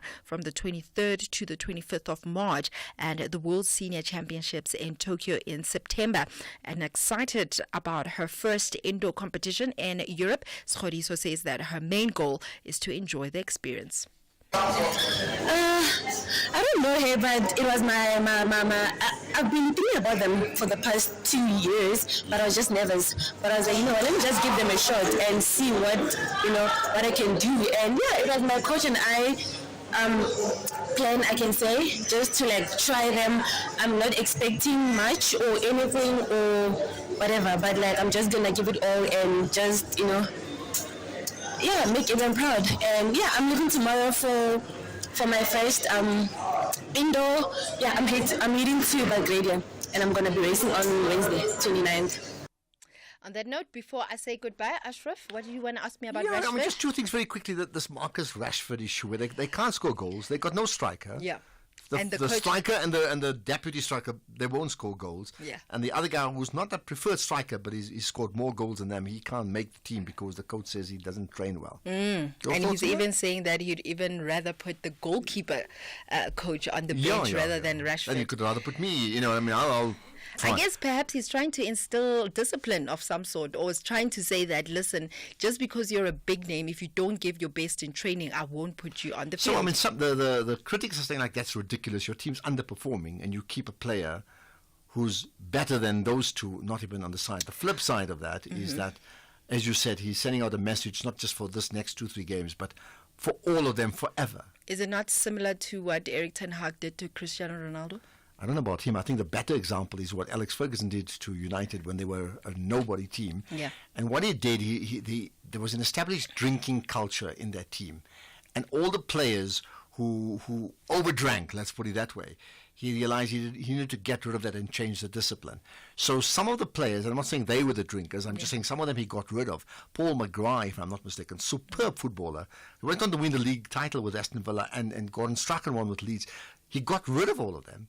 So he was wrong because they won the league titles. But in reality, he then won more titles than them because he changed the complete culture of the club. Listen, at the end of the day, the coaches always say, the players, there is no player bigger than any club. Especially they underperform. But it is very sad what's happened. It is. Let's talk about your VAR tomorrow because I'm very interested in that point about the rugby example because I love it. Yeah. I think it's the way it should be. They must explain every single decision like they're in a court of law to say this is why we've done it so we know. Alrighty. Owning a small or medium-sized business takes courage, skill, and determination. The Clientele Legal Business Plan is there to protect, guide and assist your business in managing the legal risks. Let us handle your labor matters, employment contracts, CCMA referrals, and so much more. Our team of professional lawyers are standing by to assist you. SMS SAFM to 42770. That's SAFM to 42770. Clientele General is an authorized FSP and licensed non-life insurer. T's and C's online. Standard rates apply. Economic news on SAFM. Facts and figures you can count on. Right, so Jimmy's taken the day off, but the show, the SFM Market Update, must go on, isn't it? Dudu Ramela then is the name to make a note of, because Dudu, you got all the numbers that matter. I do, and so does Henku. Hello, thank you so much, Ashraf, and good evening to you listeners. Henku Kriel is MoneyWeb's contributor, and he is standing by to give us a look at how the markets performed on this day. Thank you very much, Henku, for joining us. So how did we fare? Hello, Dudu. Good evening to you and to Ashraf and to all of our listeners. It was a terrible day on all the financial markets worldwide, really a red day all around. In the US, the Dow Jones losing 0.5% at this stage. The S&P 500 trading 2% weaker, and then the Nasdaq is 3% down. You don't see that every day. In Europe, their markets also finished in the red, with the DAX losing 0.7% today, and the CAC 40 there in France finishing the day 0.3% down, and the FTSE 100 in London lost 0.1% today, and that's exactly how much the JSE also lost today, 0.1%, finishing weaker at a level of 84,188 points. Then the sub-indices, the industrial index, it was the only sub-index which finished in the green today. It gained 1%, but from there it was downhill. The financial index finishing 0.5% weaker, and the resources index losing quite a lot more than that. It lost 1.8% today. But let's just for a moment look at some companies that gave strong performances today. And there were some big names like British American Tobacco. It finished 6.5% stronger at the end of the day. There were also companies like Bytes and Sirius. They each gained 3.5%. Another big one, AB InBev, finished 3.3% stronger. And another very big one, a large one, Richmond, finishing 3% stronger, and other companies like Mondi and Vodacom, they each gained 2.5% today. On the losing side today, Implats and its big friend Amplats, hand in hand, lost 6% each today. Then WBHO and Anglo, they each lost 4%, followed by Sibanye-Stillwater, Premier and Kumba, each losing 3.8%. Then we have a look at the exchange rate. The rand really weakening against most of the other commodities around the world and the other exchange rates. At the moment, 18 Rand 71 to the US dollar. Then 19 Rand 67 you'll pay for a euro. Then 11 Rand 76 for an Australian dollar. And 23 Rand 36 cents for the British pound. And that's a weakening by the rand of more or less almost 2% throughout for the whole day.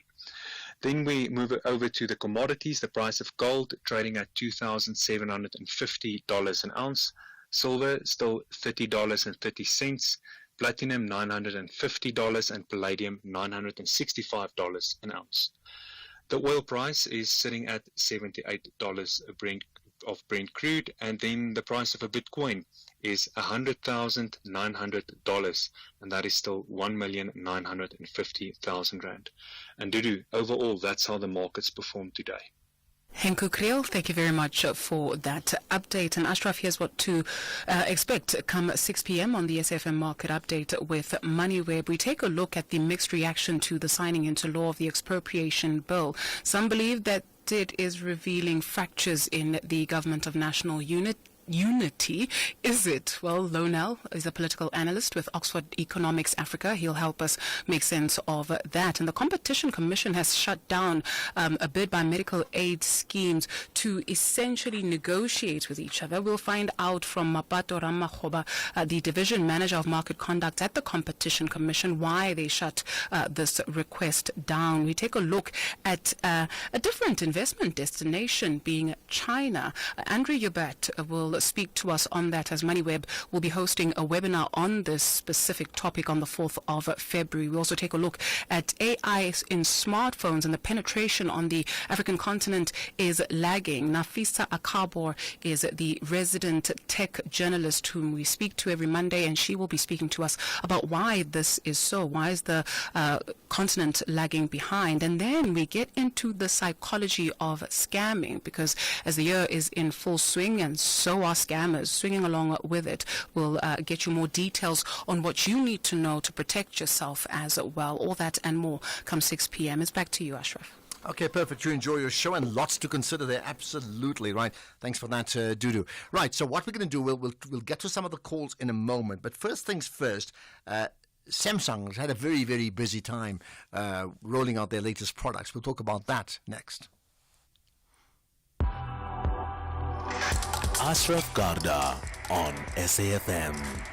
Okay, let's talk tech and gadgets.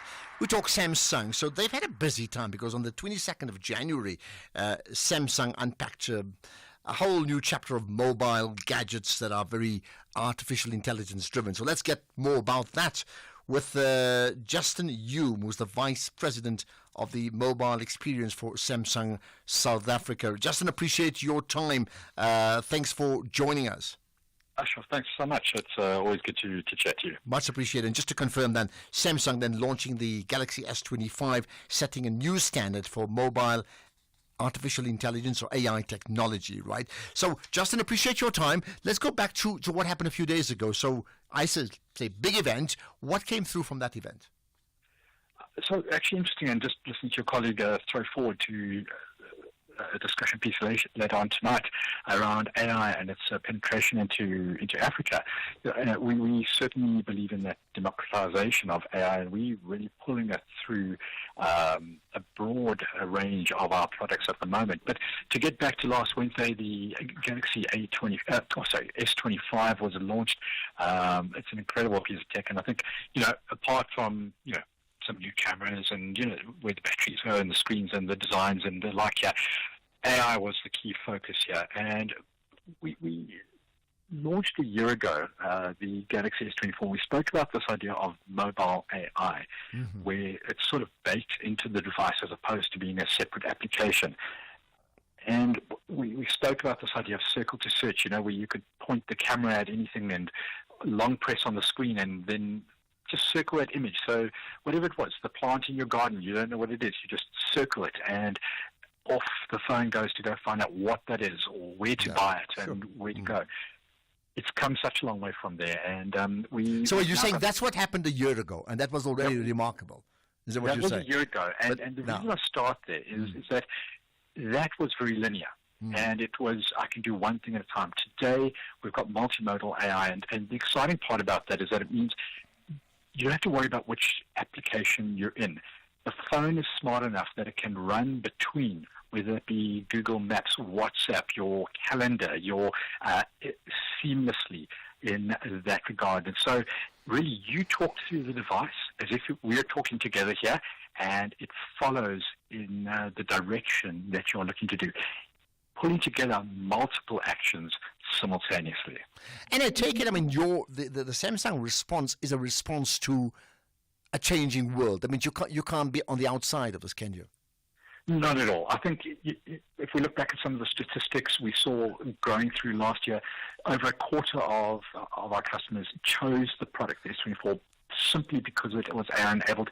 That is growing rapidly at the moment. So we can see smartphone users are saying, it is fundamental to my requirement, my purchase choice when going for a mobile device, because it is so involved in our lives. And the brilliant thing about this is that we are taking the most ubiquitous device that we have, our smartphone, putting this AI into it here and sending it off to do our bidding, if I can put it that way, which is ultimately incredibly powerful that we've got. What we've done here is we've built what we call One UI 7. It's the overlay that we apply to it, and that fundamentally was a from-the-ground built AI operating system. So where a lot of our competitors in that are, adding AI into it, we've rebuilt and restructured the smartphone to have AI at the core. Yeah, what do you think about it? I mean, here's a quick one. How much of training is required for people now to use AI? I mean, I know you've spoken about just verbally expressing yourself, but there's always been this big argument about gadgets, that there's so many features, and clearly Samsung will do the same, and they're like, okay, we love it, and then we don't even use not even like 15-20% of it. It's almost like the brains, we use even less of it. I mean, the same principle applies, isn't it? There has to be this training for them to fully understand what powers they now have within their hands. So that's kind of been where it was. And the big difference here is that we are talking now in a natural language to the device. We've solved issues of context and pragmatics to a large extent. And so the phone gets what you are trying to say, your intention behind what you're doing. So as an example, if I'm looking at my screen on my phone and I wanted to make the text bigger, I've got to know that in my settings, I've got to go to the settings, it's under fonts. Then I've got to go to fonts. Then I've got to go increase size. As opposed to today, I can simply be on the web page and I go, make my text bigger. Now, the phone knows your intention and will take it up to maybe 125% or 150%, whatever it might be. So that idea that it is hard work, that it requires training, is actually rapidly falling away. And the great thing about this, in many cases, you can actually ask the AI itself to say, well, help me, show me, tell me how I could do this better, these type of things. And that is all within your, within the palm of your hand, by the power of your voice or by typing into the command box. Well, it's fascinating. Just before we wrap up very quickly, I mean, are there any other features? I mean, there's obviously hundreds, but if you could just highlight some of the other features in terms of your rollout that we need to know.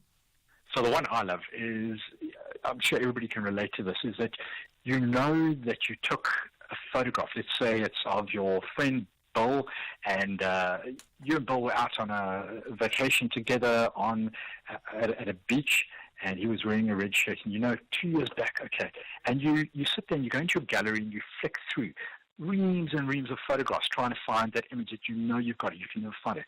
Today I just talked to my phone saying, listen, Galaxy, find me a picture of Bill and myself from 2 summers ago on the beach where he was wearing a red shirt. Done. Galaxy finds it for you in your device. And that's, again, a very practical example of where AI comes into play. And there's a lot more complicated places, but I mean, for me, that is just super practical. It's something I would use all the time, effectively. Okay, the 2 important things, the price and the when. But just pause on that. I'll get to you after this. The SFM Playwriting Competition is closing on the 3rd of February 2025. Explore the theatre of the mind and write your 60-minute radio drama play and email it before 5 p.m. on the 3rd of February 2025. Late submissions will not be accepted. For further information about the competition, visit safm.co.za or send an email to drama@safm.co.za. SAFM, leading the conversations that move us. You are listening to the National Pulse with Ashraf Garda. Right. We continue chatting with Justin Hume as we wrap up on this. He's the Vice President for Mobile Experiences at Samsung. What a privileged position for you to be in, Justin. I'm just thinking about it all through the years, handling these things and just talking about it to the nation, right? Okay, so 2 things. What about the price factor for this entire Galaxy S25 range? Right, so pricing starts from 19,999 on our Galaxy S25, the base model, and then it could go all the way up where you could get our Ultra range in the 1 terabyte version at 36,000 Rand. Great news is that all our different retailers, the mobile partners, have got, whether it's on cash or on contract, different offers there. And we've got a great pre-order offer for customers right now where if they get the S25, then just for 49 Rand per month on a contract, you could add a Galaxy Watch 7, which just really brings you into the complete ecosystem, or you could get it for cash at 1,999. So these are really valuable products that have been heavily discounted on that. And we continue with our trade-in offer of 10,000 Rand on qualifying devices. The products will be available from the 7th of Feb, but we really encouraging you really to get, again, to your favorite mobile operator or retailer and pre-order, just to ensure that you're one of the first to get your hands on the S25. And how many units are you expecting to sell of this range, the series? How many units? How many units do you expect? I mean, over a period of time. Okay, so can't give the exact number, but let me put it to you in this way. It would run in South Africa alone into the tens of thousands over the short term, getting very close to, well, through the year, to more than almost 300,000 units. So it's a sizable number. Yeah, it is. They are. Our S series is incredibly popular in the market. Customers really love it, and I think with good reason. It's really got great value. And again, this AI solution that is on board is just so great for the handset, but also we've got unparalleled access in some ways because our TVs are loved by South African consumers, our refrigerators, and with all the mobile IoT that's taking place, IoT at least, the integration is so seamless. Well, I tell you what, I'm listening to you and I'm saying, goodness, I need to get my hands on this thing and see if I want to test it out and see whether it's so AI compliant. And if it's that good, then maybe say, can you solve the VAR problems of the world of football? Because that's another whole conversation completely. We can try. Justin Hume, thanks for your time. Much appreciated. The Vice President for Mobile Experiences at Samsung. And just to confirm, you can pre-order at participating stores, and that's really just about most of the stores nationwide, as well as on online channels. And that's from now to the 13th of Feb to pre-order. And naturally, as always, T's and C's apply. Ashraf Garda on SAFM. Right, we're going to wrap up the show. So, of course, we've had less of your calls today. My apology, because we needed to get the Samsung conversation up today. But let's take some of them. Good afternoon, Ashraf. This is Salim.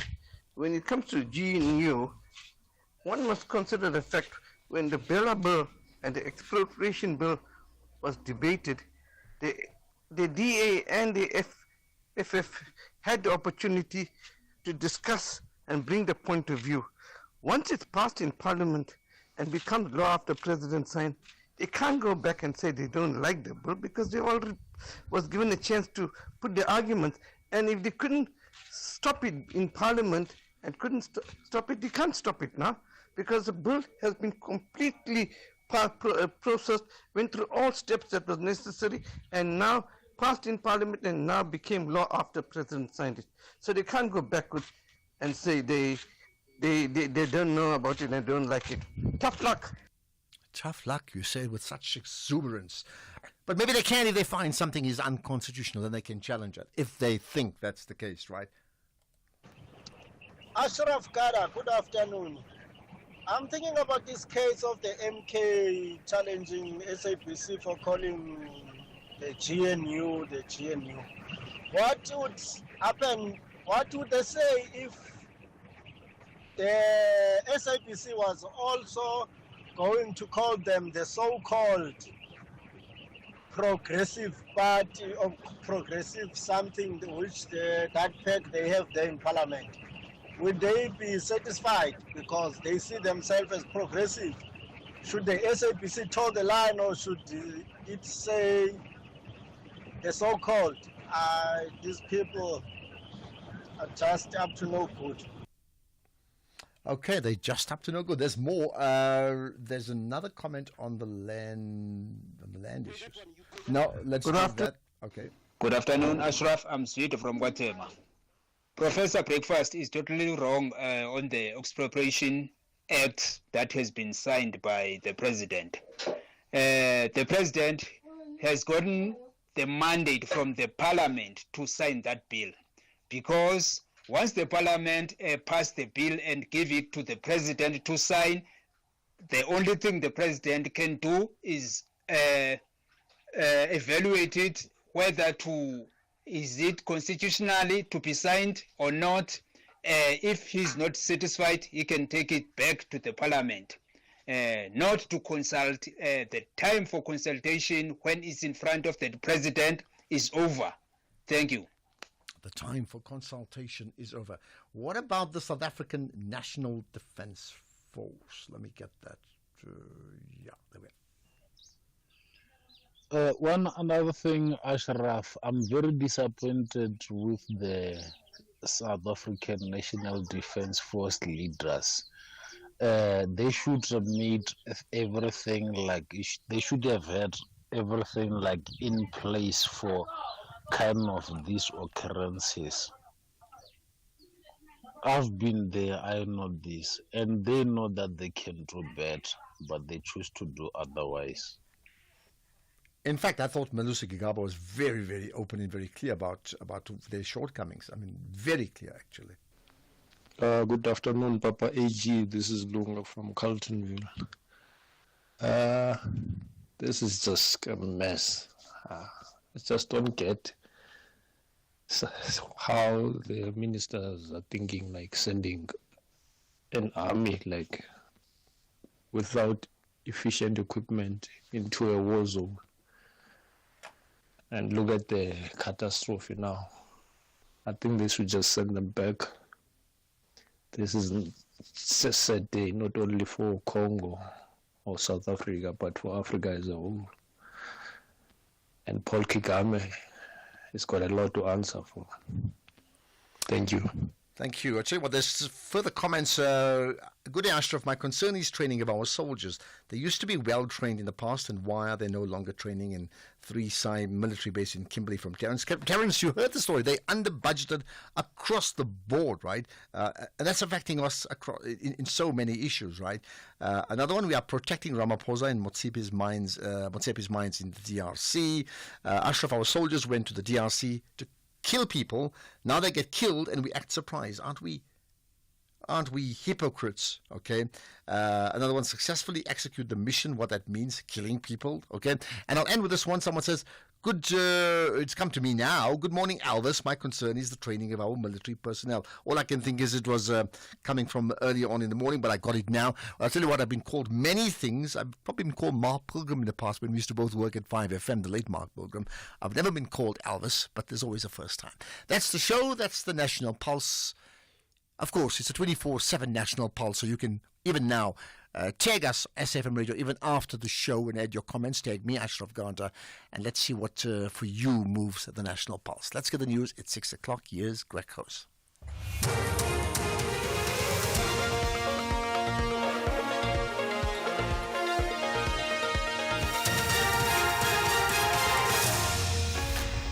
Thank you, Ashraf. In this news update, UN reacts to DRC violence and police probing brutal Kimberley murder.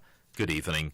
The UN Security Council has condemned in the strongest terms the rebel M23 advances in the eastern DRC and